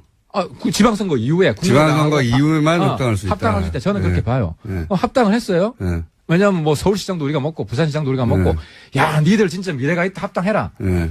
그러고 나서 한국당 있는 사람이 쫄아가지고 한국당에 그냥 남아 있다가는 우리가 망하겠다. 네. 우리 개별 입당할래. 네. 한 명씩 들어온다. 네. 하면은 거기서 건강하고 그나마 이런 사람도 우리가 안 받을 이유가 뭐가 있습니까? 그러니까요. 그런데 그런 이야기를 지금 해봐야 뭔 소용이 있냐고. 소용은 없지만 그런 그림이 머릿속에 있지 않습니까? 아니 그럼 그런 꿈도 없이 우리가 정치를 왜 해요? 그러니까- 다음에 재집권을 해야 되고. 그러니까 각본이 있는 거 아니, 그럼 맞잖아요. 우리 바른정당은 평생 10년, 20년 소수 교섭단체도 아닌 야당 하시라 이 말씀이에요? 아니, 그건 서운하지. 그러니까 각본이 있잖아요. 그러니까. 그러니까 재집권의 각본이 당연히 있는 것이고 그렇죠. 우리는 집권을 목표로 하는 것이고 네. 우리는 그 정도가 아니라 제1당이 되고 민주당을 뛰어넘는 그런 야심찬 목표를 우리는 가지면 안 되냐고요. 이렇게 가져도 되는데. 그러니까 그게 뭐가 문제냐고. 그런 이 각본이 있는데 그 그러니까 각본이 문제는 예. 한국당 적폐들과 적폐들을 통째로 받아들이는 그런 일을 말하는 게 아니고 그런 일은 절대로 없지. 그런 일은 아무도 예상하지 않아요. 아니 그럼 우리가 마이너스고 예. 우리가 플러스 될 일을 하죠. 한국당에도요, 정말 그 가뭄에 콩나듯 별로 안 되지만, 진주가 한두 명 있어요.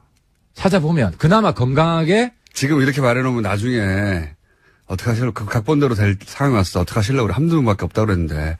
한 30명 오면 어떻게 하려고 지금. 아니, 근데 정말 지금 난리보수 청산해야 되고요. 다음에는 만약에 우리가 주도권 잡고 공천을 하면, 제가 하면은 완전히 물갈이 합니다. 이게 제 말은 뭐냐면, 다들 각본이 있잖아요. 각본대로 되지는 않죠. 언제나. 막 복잡하게. 왜냐면 다들 각본이 있는데 똑같이 될 리가 있나요. 근데 제 말은 박지원 대표 혹은 호남계 쪽에서 걱정하는 것은 그런 각본들 속에 그게 적폐 각본이라고 주장하는 거 아니에요? 적폐 각본. 그러니까 자유한국당과 지금 합친다는 게 아니라 결국은 나중에 자유한국당 일부와 또 바른정당과 이렇게 합쳐서 소위 이제 보수정당을 만들 때 호남의 일부가 거기 이용되는 게 싫다 이런 취지거든요. 제 각본을 말씀드리면 저는 네. 어떻게 보냐면 다음 대선 때 민주당이 깨집니다. 아, 또 민주당이 깨져요? 네, 민주당이 깨집니다. 민주당은 왜 깨집니까? 아, 왜냐면 예를 들어 안희정, 네. 대연정 하자고 우리보다 저보다 더 보수해요. 안희정, 이재명, 박원순 이런 사람들이 아, 그렇지. 이게 잘 안 합쳐져요. 그러니까 예를 그랬으면 들어서 얼마나 좋을까 하고 지금 제가 생각하시는 거잖아요. 만약에 정치적으로 공세를 한다면 거기를 깨지. 왜냐하면 거기를 안 깨면은 사실 우리 재집권 가능성이 그렇게 높지 않아요. 지금 타이밍에서는. 그런 식으로 해서 저기를 깨가지고 거기에 중도파 네. 해서 중도 대연합을 이렇게 추진을 하지. 그러면 승리 가능성이 높은데. 자, 그러면 이거 하나 여쭤볼게요. 지금 국민의당에서 불이 난 것은 바른정당 입장에서는 그렇게 나쁘지 않은 거 아닙니까? 아니, 나쁠 수도 있어요. 좋을 수도 있고. 이건 그러니까 좋은 점만 얘기해보면 먼저. 딴 게 아니고 예. 좋은 점은 뭐냐면 거기 내에서 예.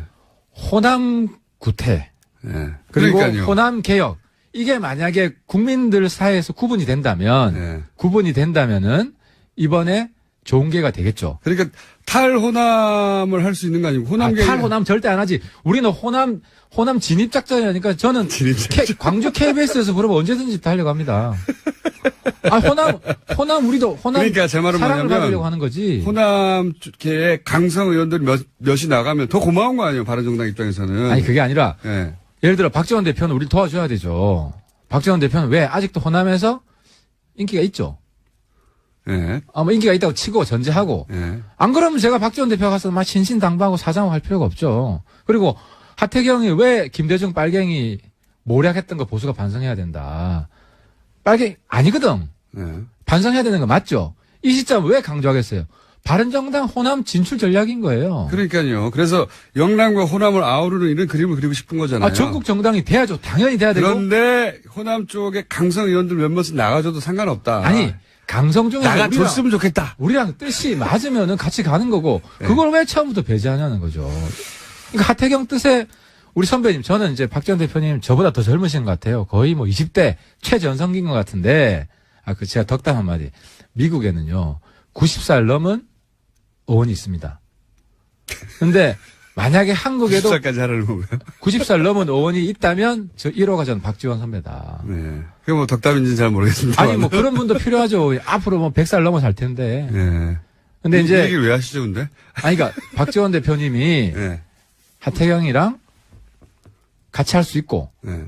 우리 후배들을 위해서 마음을 비우고 가겠다. 새로운 전국 정당을 바른 정당만 보면 그럴 수도 있는데 이쪽에서 의심하는 것은 바른 정당에서 끝나지 않고 한국당까지 간다. 그러니까 지금의 한국당이 아니라 그러니까 한국당이 어려워졌을 때 거기서 일부 혹은 뭐 절반 뭐 그 이상을 흡수하여 그러니까 새로운 보수 정당을 만들고 그 보수 정당의 대선 후보가 본인이 될 수 있다고 생각하니까 안철수 대표가 이 통합을 저는 끌고 가는 거 아닙니까? 박지원 대표가 나중에 한국당이 구애할 수도 있습니다. 왜냐하면 DJ가 그렇게 해서 대통령이 된 거잖아요. 아니 JP가 요즘으로 치면 홍준표예요.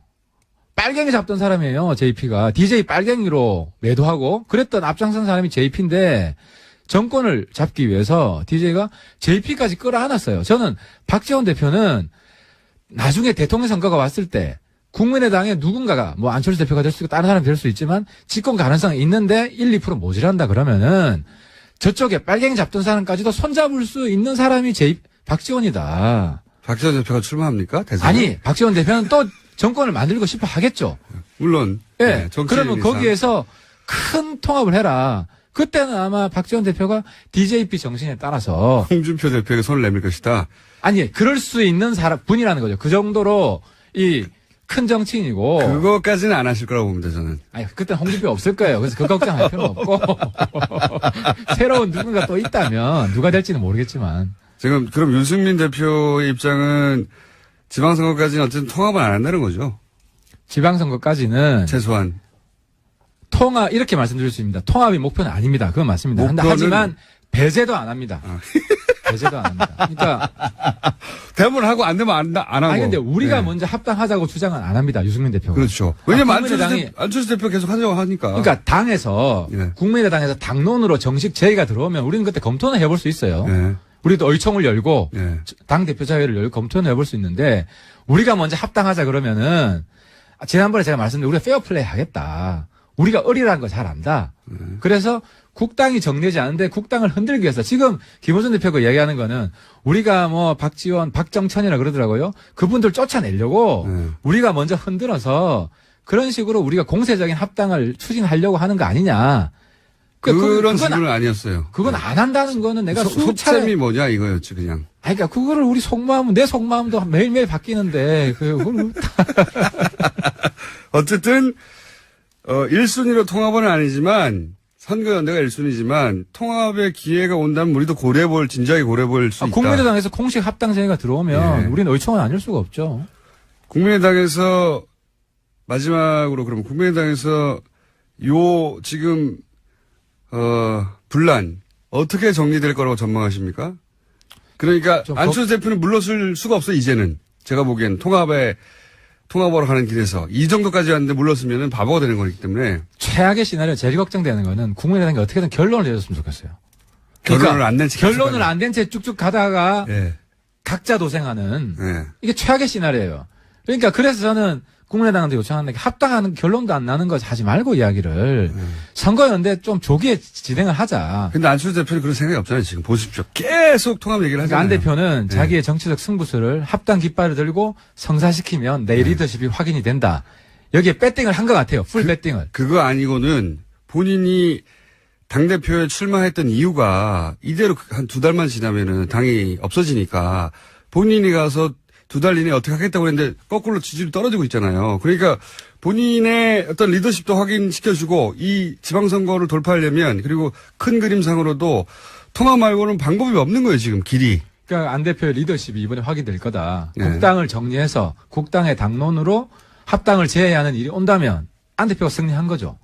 근데 그게 정리가 안 되고 내부에 계속 찌지고 먹고 저렇게 시간만 가다 보면 뭐 결과적으로 아무것도 안 되면 안 대표는 어느 쪽에도 가능성이 높다고 보십니까?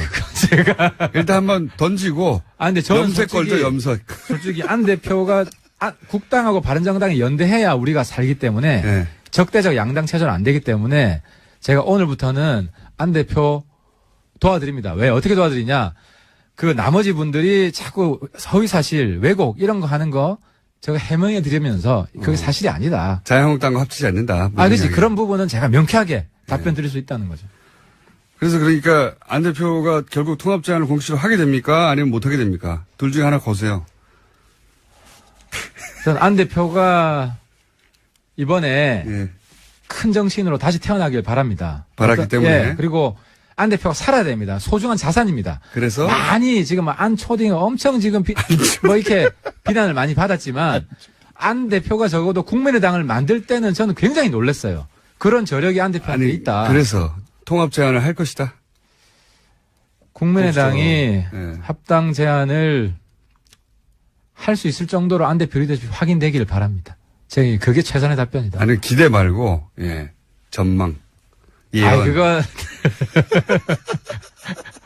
한다 안 한다 둘 중에 하나 걸고. 그러니까 바른정당으로 하여금 결단을 이렇게 하게끔 고민하게끔 하지 마라 그 말씀을 드리고 싶어요. 예. 그러면 한다에 그러니까 선거연대부터 빨리 하자. 왜냐하면은 통합 제안 한다? 선거연대 그 다음에 다른 건 다음에 논의하자. 통합 제안 한다에 한표 하시는 거죠 그러면? 예. 솔직히 잘 모르겠어요. 요즘 솔직히 잘 모르겠어요. 국민의당 보니까 예. 서로 막 제압이 잘 안 되던데. 예. 그러면 제가 하는 걸로 하고 고기 한 판 걸겠습니다. 네, 지금까지 바른정당의 하태경 최고위원이었습니다. 감사합니다. 네, 감사합니다.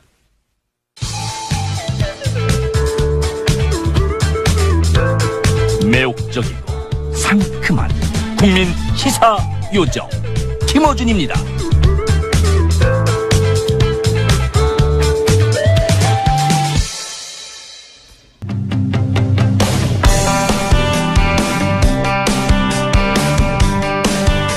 칼 플라니 사용연구소. 예. 알고 봤더니 꽤 세계적으로, 예. 알고 봤더니 꽤 세계적으로 유명한 분들이 와서, 예. 같이 연구도 하는 그런 곳이었습니다. 자, 오늘 주제 뭡니까? 정태수 소장님? 안녕하십니까? 네, 외환위기 20년이 됐죠. 외환위기가 97년 11월 19일 날 IMF 구제금융을 신청했다고 했고 12월 3일 날 이제 구제금융이 협약을 맺었으니까. 아, 저도 기억이 생생합니다, 이때. 예, 20년 전. 예, 이때 그냥 하루아침에 나라가 망하는 듯한 뉴스로 뒤덮였고. 아, 근데 청수 몇 살이었는데요? 이게. 20년 전, 그냥 20대면 돼요. 예. 아직 30대네요. 30대였어요? 네. 많이 꽤 들었구나. 예. 딱 30이었던 건가? 30, 네. 20대였던 것 같아요. 29살인가? 제가 몇 살이죠, 제가. IMF 세대네요. 네. 그때 만일에 사업을 하고 있었으면 아마 직격탄을 맞았을 것이고. 엄청난 직격탄을 맞았습니다. 근데 파산 안 했어요? 문 닫았습니다. 그때 15,000개 최고 큰 회사만 15,000개 파산했으니까. 제가 그때 개인 사업을 하고 있었는데 문 네. 닫았어요, 실제. 예, 뭐 당연히 뭐 돈이 안 그때는 드니까. 예. 웬만한 조그만 큰 기업도 힘들었으니까요. 그러니까 은행들이 자기가 파산하지 않으려면 네. 웬만한 대출은 다 회수해야 되고 또 IMF가 지시를 해서 고금리를 만들어 놨거든요. 그때 제가 제일 부러웠던 거는 그때 제 사무실이 있던 오피스텔 바로 앞에 있던 계란빵 하던 아저씨가 있었어요. 예. 계란빵이 얼마나 많이 팔렸는지 그때. 밥 대신 계란빵을 먹는 사람들이 그럴 정도로. 그래서 제가 계란빵 예. 그리고 하루에 몇 개나 파냐 그러니까 처음엔 얘기 안 해주고 나중에 알고 보니까 엄청나게 파는 거예요. 최근에 크게 늘었다는 겁니다. 그래서 그분하고 앞으로 저하고 계란빵 전국 체인을 하자고.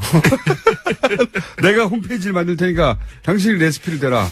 그분은 모르실 거예요. 그 계란빵 하자는 황당한 얘기를 했던 사람이 김어준 총수라는 사실을 알까요? 그때 제가 딴지일보를 만든 겁니다. 다 망해가지고. 그렇죠. 돈 안 드는 걸로. 할 일 없네? 그러면 신문 하나 창간해야 되겠다, 혼자서. 이렇게 시작된 겁니다, 예. 저는 당시에 영국에 있었습니다. 그래서 사실은 한국 자체에 있으면 그 자체로는 외환위기를 실감하지 못해요. 외국에 유학하거나 외국 계신 분들은 더 크게 실감했죠. 예. 그때 환율 때문에. 그때 담배 한 갑이 3파운드였어요. 그때 우리나라 담배의 한 다섯 값 정도. 아무래도 우리나라 담배 그때 굉장히 쌌었잖아요. 88이.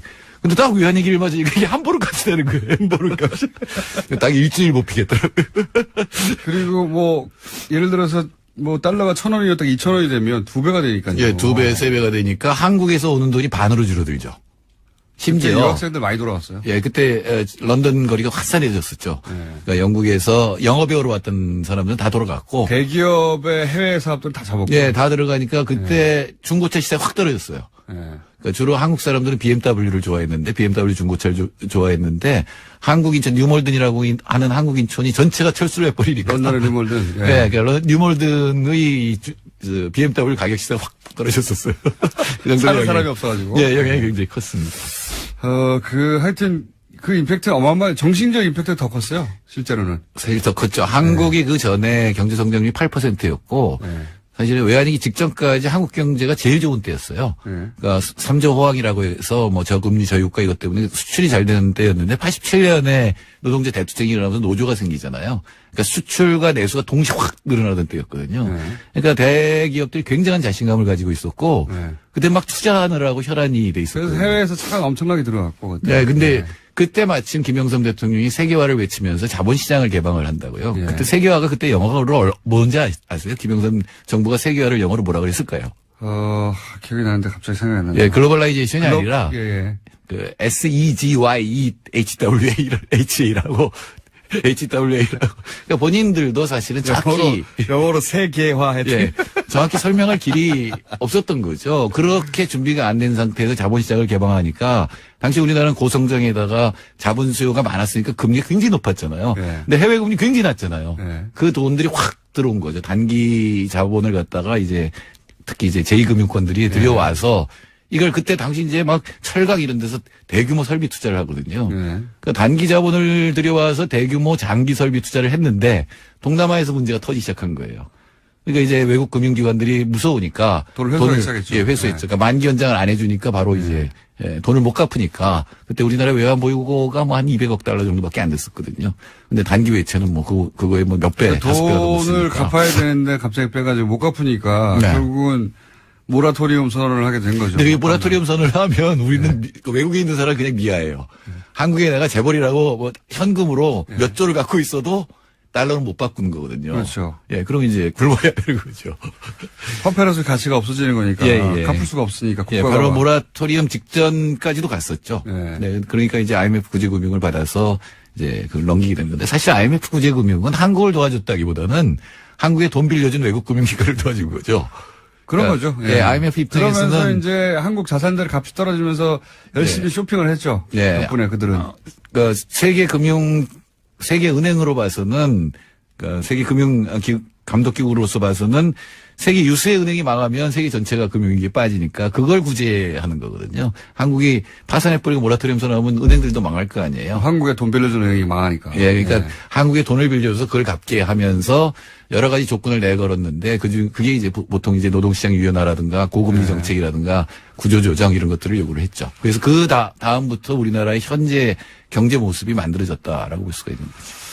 하여튼 그 정신적 임팩트도 대단해서 그때 사실은 소위 말해서 이제 대기업에 취업하는 것이 그 전까지는 그렇게 어렵지가 않았거든요. 네, 그리고 거기 뭐 하러 가 이런 것도 많았죠. 이렇게 대기업에 보통 한 두세 군데 정도, 최소한 두세 군데 정도는 합격해 놓고 그 중에 어딜 가느냐 고르는 시대였고, 그리고 취업 문제가 이렇게까지 지금과 같은 수준이 아니었는데 이 20년 전에 IMF 이후로 모든 게 바뀌게 됩니다. 한국의 경제. 예, 특히 이제 시스템 자체가. 어떤 직장을 가더라도 언제나 잘릴 수 있다. 대규모 구조조정이라는 게 한국 경제에서 처음 일어난 일이고. 예전에는 평생 고용의 개념이었어요. 네. 그러니까 이제 그다음부터 사람들 심리도 나와 내 아이만은 어떻게든 살고 봐야 된다. 그러니까 이 경쟁이 아주 격화되는 그런 사회가 됐고, 문제는 성장률이 반으로 떨어지거든요. IMF 이제 8%에서 민주정부 때 4.5% 그리고 지금 한 2, 3% 떨어지고, 더 문제는 불평등이 짧은 20년 동안 세계에서 가장 평등한 나라 중에 하나에서 세계에서 가장 불평등한 나라로 급격하게 불평등이 진행됐다는 거죠. 그때 이제 그 IMF가 우리한테 강제했던 그 구조가 사실은 이 베이스가 된 채 20년을 살은 거 아닙니까? 그 이후로. 그렇죠. 사실 그 세계 금융이 요구한 거는 자본의 권리를 재산권을 강화시키는 거거든요. 그럼 당연히 재산소득에 대해서 터치를 못하고 세금을 깎아주니까 근로소득에 비해서 자산소득의 비중이 커지면서 이제 불평등이 심화되고 그러니까 지금 이제 아이들이 하는 얘기가 이제 조물주의에 건물주가 있다. 그러니까 자기 소원은 건물 임대업자 이렇게 되면 이제 나라의 희망 같은 것들이 없어질 수가 있죠. 근데 이제 생각보다 굉장히 짧은 기간 내에 IMF는 졸업을 했어요. 예, 3년 반 만에 졸업을 엄청나게 뭐 다 갚았죠. 금모으기 이걸로 상징되는 이거 외신에도 자주 나옵니다. 그러니까 금모으기 자체는 그게 얼마나 도움이 됐겠어요. 얼마 안 되는데 국민들이 하나로 뭉쳐서 외환위기를 극복하자라고 하는 이 정신적 자세를 보여준 거거든요. 그래서 참았죠. 많은 부분의 고통을 분담했죠. 이거 외국에서 많이 등장하는 사례예요. 이 사람들이 왜 이러지? 이런 식으로 이해할 수 없는 멘탈리티. 잘못한 건 기업인데 왜 잘못한 거 없는 사람들이 다 와서 금을 모으고 있지? 네, 근데 그게 이제 한국의 저력이었고 또 하나 이제 환율이 원화가 급락하니까 수출이 두 자릿수 이상으로 늘어나면서 이제 무역 흑자가 생기고 한국 물건값이 너무 싸진 거죠. 그렇죠. 예. 절반 가격으로 떨어진 거죠 해외에서. 그러면서 어쨌든 김대중 정부 이내에 IMF를 졸업해서 조기 졸업으로 그 자체는 대단한 성과입니다, 사실은. 예. 네. 3년 반 만에 치렀지만. 졸업을 했으니까 IMF 입장에서도 이건 모범국가고 세계 이제 상품이죠. 한국이 이렇게 할 수 있었으니까 IMF 얘기 잘 들으면 이렇게 된다라고 하는 상품이었는데 여러 가지 부작용 중에 불평등이 있지만 그 불평등을 촉진한 게 금융화입니다. 그 이전에 이유가 뭡니까? 서민들은 예. 그때 그 이전에 이제 진보 쪽의 경제 정책은 은행의 문턱을 낮추자였거든요. 예. 근데 그다음 문턱이 없어졌어요. 길거리에서 신용카드를 막 나눠줬잖아요. 맞습니다. 엄청나게 그리고 정부나 지금은 기업이 상상할 수 없는데 길 가는 사람도 자꾸 신용카드, 신용카드 만들어줬어요. 막 길에서.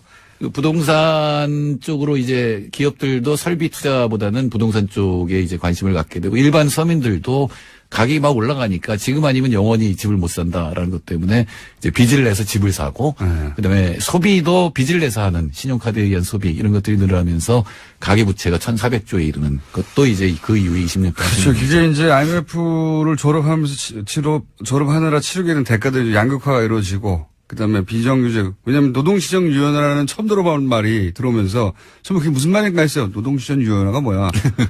시장은 시장이지 뭐가 유연해. 노동자들 스트레칭 시켜준다고 그랬는데 그게 이제 사람 쉽게 자르는 거죠. 쉽게 자르고 좀 이렇게 안정적으로 직업을 갖지 못하게 하고 비정규직하고 그러니까 자본의 힘이 훨씬 강해진 거죠. 그때는 대기업에 한번 들어가면 그 거의 이제 연공서열에 따라 평생 직장 개념으로 평생 니네를 책임져 줄 테니 굳이 나가면 아니지만 이 조직을 따라라. 일본에서 들어온 거죠. 예. 그런 문화였는데 지금은 뭐 어림도 없는 이야기고요. 예. 그러다 보니까 이제 공무원 쪽, 공기업 쪽이 굉장히 인기가 생겼죠. 그렇죠. 처음에는 대기업하고 임금 경쟁이 굉장히 심했어요. 그러니까 공무원들 임금이 반도 안 됐었거든요. 일반 기업에. 근데 그게 거의 다 쫓아가고 있었는데 IMF 위기 이후에는 고용 안정성이라는 면에서는 비교가 안 되거든요. 그렇죠. 예. 그러니까 지금 모든 취준생의 한 50%는 공무원 시험을 보고 있는 그것도 이제 IMF 때문에 공무원 인기가 올라간 것도 기업이 아니 대우 같은 거대한 기업도 자빠지니까요. 이제 영원한 기업도 없고 평생 보장도 없고 명퇴도 엄청나게 했었죠 그때. 그렇죠. 명예퇴직. 예, 명예퇴직하면 한 번에 목돈을 주니까 그걸 가지고 자영업이 확 늘어난 것도 그때 일어난 현상 중에 하나죠. 그러니까 지속 가능하고 안정된 시스템이라는 게 없다. 그런 취업이라는 게 없다라는 그 인식을 처음으로 한국에 넣어준 시점입니다. 그때가. 네. 그래서 어디를 취직하든 언제든 잘릴 수 있고 평생 직장 같은 건 존재하지 않는다. 그전에는 평생 직장이었어요. 개념이 기본이. 그래서 대기업에 들어가려고 그랬고. 평생 직장이라는 게 점점 좀 어려워지지만 사실은 일자리는 같은 직장은 아니더라도 일자리에 대해서는 보장이 돼 있어야 되는데 그거 자체가 지금 없는 상태에서 젊은이들이 이제 취업하러 나서거든요. 그러니까 젊은이들한테는 굉장히 절망적 상황을 지금 만들고 있는 거죠. 자, 이제 20주년 기념으로 한번 그 시대 상황을 돌아봤는데 1분 남았는데 그럼 지금은 IMF는 안 올 것이고. 외환위기 맞을 가능성은 없습니다. 네. 왜냐하면 단기 외채 3배가 되는 달러를 우리가 쥐고 있거든요. 그다음부터 외환 보유가 엄청나게 늘렸잖아요. 예, 그러니까 3,800억 달러니까 너무 많은 상황이고. 문제는 때문에. 그때는 기업의 부채가 많았고 외채가 많았다면 지금은 가계의 부채가 많고 내부가 문제가 되고 있는 거죠. 개인 부채. 예, 개인 부채가 많고 이 개인 부채가 많으면 소비가 늘어날 수 없잖아요. 근데 기업들이 설비 투자까지 안 하면 수출이 만일에 증가율이 좀 떨어져서 그렇게 되면 이제 다시 문제가 될 수가 있는 상황입니다. 앞으로 한 1, 2년은 괜찮아요. 이 1, 2년 동안 어떻게 이 경제 기조를 바꾸느냐 관건인데 방향은 뭐 소득주도 성장으로 잘 잡고 있습니다.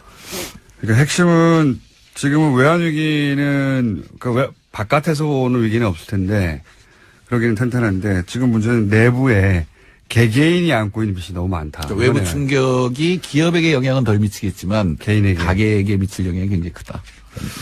그게 지금 우리가 처해 있는 위기의 핵심이라고 합니다. 1, 2년 괜찮겠지만. 그러니까 소득주도 성장 정책이 뭐냐면 가계의 소득을 늘리자는 그렇죠. 거거든요. 그 위기를 그거로 문제를 풀어나가자니까 방향은 굉장히 올바른 방향이라고 보십시오. 여기까지 하겠습니다. 정태인 소장님이었습니다. 감사합니다. 네, 감사합니다. 안녕. 안녕하세요. 김호준입니다. 어제 김관진 전 국방장관, 임관빈 전 국방부 기획실장의 석방에 대해 자유한국당이 논평을 냈습니다. 법원에서마저 정치 개입인지 명확하지 않다고 판단한 사건을 무리하고 무도한 광합수사로 전직 장관을 구속시키고 그 칼끝을 전직 대통령에까지 들이대는 아나무인 한풀이식 수사를 멈추고 이 수사 참사에 대해 책임을 지고 윤석열 중앙지검장은 즉각 사퇴하라, 이런 내용입니다. 김관진 전 장관의 구속영장을 발부한 건 영장실질심사를 하는 법원입니다. 그러니까 그 구속이 무리하고 무도한 거라면 사퇴하라고 요구할 대상은 윤 지검장이 아니라 영장 판사예요. 그리고 2012년 대선 당시 사이버사령부 댓글 공작 실적을 청와대에 보고했고 이명박 전 대통령으로부터 관련 지시도 받았다고 진술한 당사자는 김관진 전 장관입니다. 전직 대통령에게 칼끝을 들이댄 건 바로 김관진 전 장관 본인인 거죠. 길지도 않은 성명인데 앞뒤가 처음부터 안 맞습니다. 자유한국당은 죽겠습니다. 아무 말이나 막 해도 되니까. 부럽다. 김원준 생각이었습니다.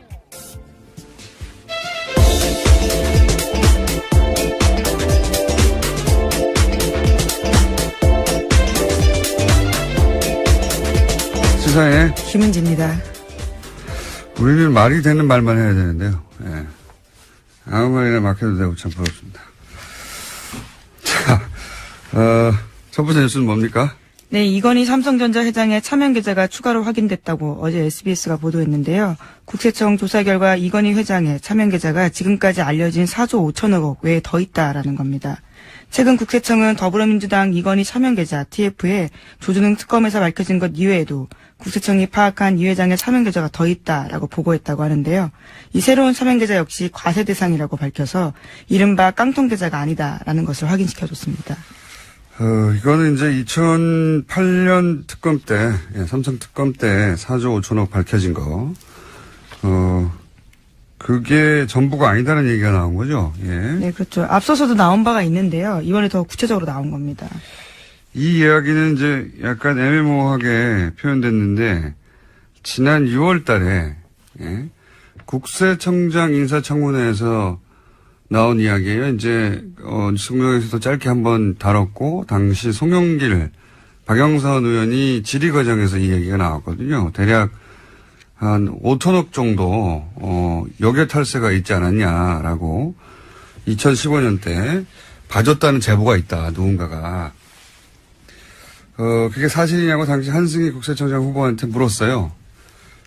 그때 이제 한승희 국세청장이 이제 국세청에서 항상 하는 답변, 개별 납세 정보는 공개할 수 없다고 하면서 확인해 줄 수 없다고 하면서 당시 넘어갔거든요. 근데 고개만 끄덕이고 넘어갔었죠. 예, 당시 거론된 금액이 당시는 5천억이었는데 이번에는 좀 더 자세한 금액이 나왔죠. 더 많죠. 예, 오늘 아침 한겨레 신문을 보면 내용이 더 자세한데요. 국세청에 따르면 이 기간 동안, 그러니까 2015년 10월부터 6개월 동안 박근혜 정부가 운영한 미신고 역외소득 재산 자진 신고 제도가 있습니다. 이때 국외 은닉 계좌를 과세 당국에 신고했던 것으로 보이는데 그때 123개의 국외 은닉 계좌가 신고됐고요. 신고 금액은 2조가 넘습니다. 이게 이제 최초로 있었던 일이거든요. 지금 언론의 포커스는 그러니까 계좌가 더 있었다. 그리고 금액은 2조가 넘는다. 3월에 창립한 사단법인인데 현재 홈페이지는 작년 11월이 첫 게시물입니다.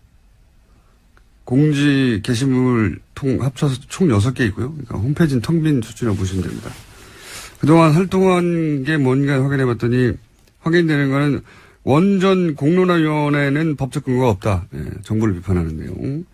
그거 거의 하나밖에 없어요. 그리고 회원수 400명이라는데 명단을 공개되지 않고 활동이 거의 없어요. 그래서 그래? 그럼 회장이 누구야? 찾아봤더니 국민대의 이모 교수인데 이 사단법의 주소지가 국민대학교 법과대학의 법학관의 몇 호. 아마도 이 교수님의 개인 연구실로 추정이 되는 겁니다. 예, 그래서 거의 이 교수님 1인이 주도하는 단체로 보여서 그럼 이 교수님 개인 활동을 확인해 봤습니다. 과거 자유주의연대라고, 예. 뉴라이트 재단하고 통합된 뉴라이트 계열이에요. 예. 그리고 이분이 2007년 대선 한 달 전에 뉴라이트 재단, 뉴라이트 싱크넷, 자유주의연대 등등 뉴라이트 지식인 100인이 시국선언을 했어요. 무슨 시국선언을 했냐면 이제, 이해찬 총재 대선 후보 사퇴하라고, 예. 사실상 이명박 전 대통령 지지하는, 예. 성명이죠. 간단하게 요약하면 뉴라이트계에서 활동했고 이명박 전 대통령 지지한 분이 작년부터 본격적으로 이끌고 있는 단체로 주소지는 소속 대학 연구실이고 소속 교수는 공개되지 않았고 홈페이지는 거의 없고 활동 내역이 성명을 낸 교수의 명단도 없고 성명서도 그 홈페이지에 없어요. 예. 도대체 어디서 성명을 냈는지도 모르겠어요. 네, 물론 오늘 아침 조선일보를 보면요. 관련된 인터뷰가 있습니다. 이 이모 교수의 본지 조선일보 통화에 보면요. 법관의 결정에 대한 과도한 비판은 헌법과 법치주의 이모 정신과 교수님 혼자서 하는 일이 이 전국 법과대학 교수의 이름으로 어디서 성명을 낸지도 모르겠는데 이런 보도가 있는 겁니다. 마치 전국 법대 교수들이 단체로 성명을 내고 집단 행동을 한 것처럼 그런다 포털에 하루 종일 걸려 있잖아요. 본인의 말은 교수들의 뜻을 모았다라고는 하는데요. 그러면 그 교수들의 뜻을 모아서 명단을 공개해 주시길 바라고요. 저는 이 기사를 쓴 연합뉴스의 기자도 확인해 보려고 했더니 이름이 기자 안 돼 있던데, 예. 콤마, 이메일 주소만 쓰셨던데, 기자님, 이 단체 규모와 명단과 활동을 어떻게 확인하셨는지, 어디서 성명을 냈는지, 어디서 성명을 낸 걸 어떻게 알았는지, 예. 하청기사 아닙니까, 이런 게? 기본적으로? 이런 거는 쭉 기자회견을 하고 명단을 발표하고 그리고 그 단체가 규모가 있고 그리고 그 신뢰할 만한 곳이고 활동을 해왔고 그래야 기사를 쓰고 그 기사가 포털에 메일에 걸리고 하루 종일 떠 있죠. 이런 확인도 안 된 여론 호도용 기사가 어떻게 메일에 하루 종일 걸려 있습니까? 저는 이 기사 굉장히 이상하고요. 예. 이 단체가 성명을 냈다는 이유 하나만으로 이런 기사가 계속해서 전 국민이 보라고 떠 있는 것도 이상하고요. 예. 대단히 이상합니다. 확인해 주십시오. 이 기사를 기신 연합뉴스의 기자님. 이상한 기사다. 예. 신광열 판사에 대한, 부정적인 여론을 어떻게든 물타기 해보려는, 그런 기사가 어떻게 이런 과정을 거쳐서 이렇게 메인에 계속 걸려 있었던 건지. 제가 이 정도 단체 만들어서 성명 낸다고 다 기사 걸어주고 계속 하루 종일 떠 있습니까? 절대 안 그래요. 대단히 이상한 기사입니다. 예. 하청 기사다. 라고 저는 의심하는 바이고. 하청 기사는 쓸 수 있지만 이게 어떻게 계속 걸려 있는지 그것도 확인해 봐야 됩니다. 여기까지 하고요. 다음 뉴스는요? 네, 내일 확인해서 다시 해볼게요. 네. 네, 어제 박근혜 전 대통령의 재판이 42일 만에 열렸습니다. 하지만 박근혜 전 대통령은 재판에 나오지 않았는데요. 건강상 문제로 출석이 어렵다라면서 불출석 사유서를 냈습니다. 재판부는 어제 사실상 박근혜 전 대통령을 향해서 최후 통첩을 했는데요. 거동할 수 없을 정도의 건강 악화 등 정당한 사유로 볼 수 없다라는 겁니다. 그래서 오늘도 재판에 나오지 않으면 피고인 없이 재판을 열 수 있다라고 밝혔는데요. 오늘 오전 10시에 다시 재판이 열립니다. 알겠습니다. 네. 아프실 예정인 거는 오래전 예언인데 계속 적용되고 있습니다. 자, 다음 뉴스는요? 네, 어제 우병우 전 수석 재판도 있었습니다. 여기에 이석수 전 특별감찰관이 증인으로 나왔는데요. 굉장히 자세한 증언들을 많이 했습니다. 자신이 파견 경찰관을 통해서 경찰 내부 이야기를 들어보니 우병우 전 수석의 아들의 운전병 보직 이동은 명백한 특혜라고 보고받았다라는 건데요. 그 당시에 자신이 운전병 뽑는 기준이 뭐냐라고 물어보니 건강 좋은 놈을 뽑았다라는 답변이 왔다고 합니다. 그러자 자신이 반박을 했다고 하는데요. 훈련소에서 병원 입원한 기간이 길었는데 왜 우전수석 아들을 뽑았냐라고 다시 묻자 전혀 상대방이 답변을 하지 못했다라는 겁니다. 굉장히 중요한 증언이라고 제가 개인적으로 생각하는 대목은 뭐냐면, 미르 재단, K스포츠 재단, 여기에 대해서는 왜 감찰을 하지 않았냐. 그게 예를 들어서 우병우 전 수석의 아들 문제보다 훨씬 중요한 거 아니냐. 이런 취지의, 질문에 대해서, 미르 K 재단은 대통령이 뒤에 있다고 판단을 했기 때문이다. 그러면서 이유를 댔어요. 왜 그렇게 생각했는지. 그렇게 대통령이 뒤에 있는 게 아니라면 민정 쪽에서 잡았을 테니까. 예. 이게 이제 청와대 내에서 감찰을 하는, 네. 특별감찰관의 시선에도 그렇게 보였다는 것이고, 민정이 하는 일이 그런 일이란 말이죠. 그러니까 안종범 수석, 단위에서 벌어진 일이다, 이게. 재벌들한테 이제 소위, 겁을 줘가지고 돈을 뺏은 거다. 그러면은 그 정도야 민정에서 다 잡았을 텐데, 이게 오랫동안 진행되고 금액도 큰 건데 그냥 뒀다. 그랬다는 얘기는 안종범 수석 차원의 일이 아니라 대통령이 뒤에 있을 수 있다라고 판단을 한 것이고, 그 말은 뭐냐면 민정이 잡지 않았다는 이야기는 그 재단 뒤에 대통령이 있다는 걸 민정은 알고 있었다는 그런 이야기이기도 해요. 예. 여기서 이제 우병우 전 수석은 계속해서 이 재단들 뒤에 대통령이 있거나 최순실이 있다는 걸 몰랐다고 주장하고 있잖아요. 네, 계속해서 모든 걸 부인하고 있습니다. 어제 이석수 전 특별감찰관이 했던 내용 중에 이제 복선을 깔고 있는 굉장히 중요한 대목은 저는 이거라고 봅니다. 네. 우병우 전 수석은 당연히 알만한 위치에 있었고, 당연히 대통령이 그 뒤에 있다는 걸 알고도, 예, 그냥 뒀다라고 얘기한 거죠. 예, 그 외에 뭐, 아들 특혜나, 뭐 이런 문제는 마이너한 문제라고 봅니다, 저는. 예, 특혜 있었겠죠. 예. 본인도 이제 청탁받은 사람까지 확인했는데 누군지 말하지 않았다는 거잖아요. 예, 특혜는 맞는데. 그리고 이런 얘기도 있죠. 그 감찰 조사를 하려고 했더니 이제 답변서에 불법 감찰하면 형사처벌 대상된다라고 우병우 전 수석이 답장을 보냈다죠. 질문에 대한 답은 안 하고. 그러니까, 까불면 네가 갑방 간다? 이런 협박인 거죠. 예. 우병우 전 수석의 힘이 그 정도였다. 실제로 전화를 걸어서 언론이 문제 제기해도 다음 주면 조용해질 텐데 왜 성급하게 감찰하냐 이렇게 항의한 바도 있다고 합니다.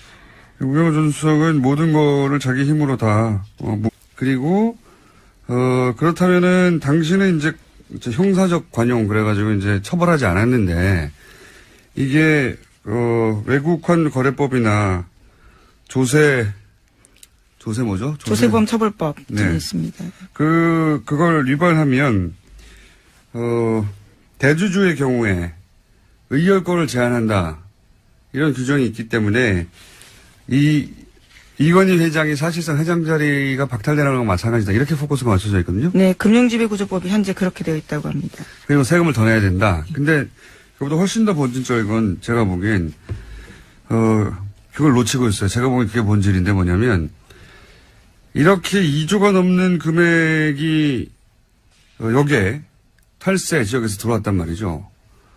2조가 넘는 금액을 아무런 처벌하지 않고 그냥 넘어가도록 국세청 단위에서 봐줄 수가 없는 거예요, 이거는. 국세청이 재벌이 해외에 숨겨놨던 재산을 이런 제도도 처음 있는 제도고요. 갑자기 단기간 운영해서 2조가 넘는 비자금을 합법화하는 길을 열어준 거잖아요. 이거 어떻게 국세청장 혼자 결정합니까? 이거는 2015년 10월이라는 기간을 주시해서 보자면 이게 이제 정유라를 지원하고 삼성이 그 대가로 받은 어떤 딜의 일부가 아니냐 이런 의혹을 따져봐야 하는 게 제가 보기엔 본질적인 겁니다. 네, 지난 국세청장 청문회에서도 박영선 의원이 그러한 취지의 질문들을 했었는데요. 일종의 빅딜이 이루어진 게 아니냐라는 겁니다. 그때 이제 빅딜이라고 모호하게 얘기했는데 구체적으로는 그거죠.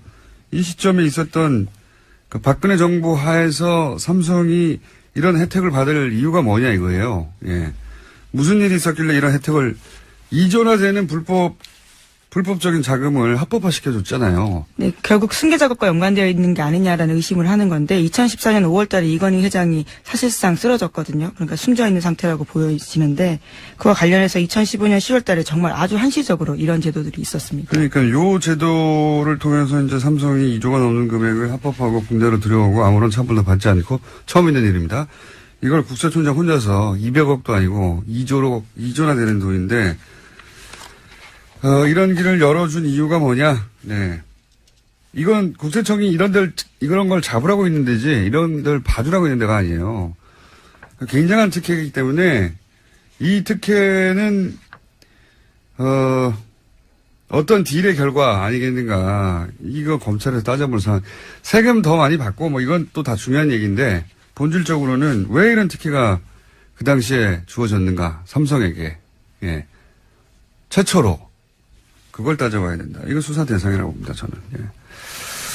이건 아무도 지적하지 않기에 제가 날카롭게 지적해놓고, 이게 본질이다. 예. 자, 다음 뉴스는요. 네, 김관진 전 장관 등에 대한 석방이 계속해서 논란입니다. 관련해서 김관진 장관 시절에 합참의 군사전략서와 국방대학교의 보고서에 정부를 비판하는 사람을 종북으로 규정하는 문서가 나왔다고 어제 JTBC가 보도했습니다. 뿐만 아니라 군이 민간 사이버 요원을 활용해서 대응해야 한다라는 내용도 나와 있는데요. 본문에 보면 국내 북한 동조 세력이 30에서 50만 명 정도 된다라고 집계했고요.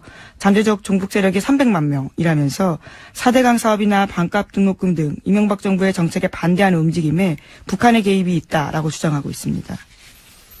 4대강 사업 반값 등록금. 예. 그거 반값 등록금을 주장하거나 사대강 사업을 반대하면 북한 정복이라는 거 아닙니까? 네. 예, 그래서 군이 사이버전 대응 능력을 강화해야 된다. 그러니까 댓글을 달아야 된다라는 취지의 논리로 이어지는데요. 그러니까 사이버 사령부는 이제 대북 활동을 했다라고 하는 논리를 만들다 보니까 이렇게 논리가 연결된 거잖아요. 사대강 사업을 반대하는 게 북한의 동조하고 종북이라는 논리로 사이버 사령부는 대북 활동을 했다고 주장하는 거 아닙니까? 말도 안 되는 소리죠. 예. 네, 김관진 전 장관 시절에 일어났던 일이라고 합니다. 근데 이제 석방이 됐고요. 네. 네, 관련 문건은 김종대 정의당 의원이 확보했다라고 하는데요. 어제 JTBC가 보도했습니다. 알겠습니다.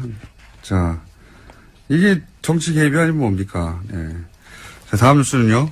네, 법원이 전병헌 전 수석의 구속영장 청구서에 발부란 있는데요. 거기에 도장을 찍었다가 지웠다라는 흔적이 있다고 한국일보가 보도했습니다. 그러니까 발부란에 수정 테이프, 일명 화이트로 지운 흔적이 남아있고 기각란에 도장이 찍혀 있다라는 건데요. 이에 대해서 서울중앙지법 관계자 해명이 있습니다. 확인이 어렵다면서 여러 영장 청구서에 도장을 찍다가 헷갈려서 화이트로 고치는 경우도 있지만 전국적으로 발부 또는 기각된 게 중요하다라는 겁니다. 아니죠. 여기서는 발부했다가 지웠다는 게 훨씬 중요한 거죠. 네, 물론 기사에 따른 해명은 그렇습니다. 제가 어제 전병헌 전 수석 같은 경우에는 MB가 살렸다라고 표현했는데, 처음에는 구속영장을 찍었다가 임관진 실장 석방 이러면서 형평을 맞추려고 기각으로 한 거예요. 어차피 재청구하면 발부하려고. 예, 그런 계산이라고 봅니다. 굉장히 공교롭게도 그렇게 화이트가 칠해져 이걸 또 있었다. 누가 확인했어요. 예. 이 기자에게 박수를 보냅니다. 네, 오늘 아침 한국일보입니다. 야, 이런 디테일 아주 좋습니다. 자, 법원이 정치하는 거죠. 법원이 정치하는 겁니다. 자, 다음 뉴스는요. 네, 전국 법과대학 교수회가 어제 논평을 냈는데요. 제목은 이렇습니다. 사법부의 독립을 해치는 행위는 자제되어야 한다라는 건데 교수회 같은 경우에는 전국에 60여 개 법대 교수 400여 명이 회원으로 참여하고 있다고 합니다. 내용을 보면요. 과거의 적폐를 청산하고 미래를 더 투명하고 공정하게 하는 노력에 지지를 표한다면서도요. 모든 시도는 헌법이 보장하는 삼권 분립과 견제가 그리고 균형, 개인의 인권보호 등 공동체의 가치 속에서 이루어져야 한다라고 주장했습니다. 그러니까 신광열, 지금 쭉 얘기하고 있는 신광열 수석부장판사가 김관진, 임관빈 두 국방부 고위 관료들을 석방시킨 것에 대해서 비판 여론이 많자, 예.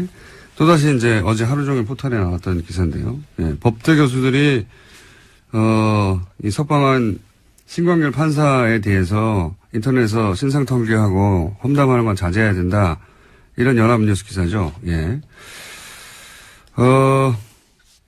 어제도 이제 지난 주말 신광열 판사 비판 여론에 대해서 신상털이 인신공격, 사법부 독립 침해하면 안 된다. 이 기사가 포털 메인에 주말에 계속 있었다고 얘기했었는데 어제도 또 이런 기사가 나왔고 이 기사 역시 제가 계속 확인했는데 어젯밤 12시 직전까지 메인이 계속 있었어요.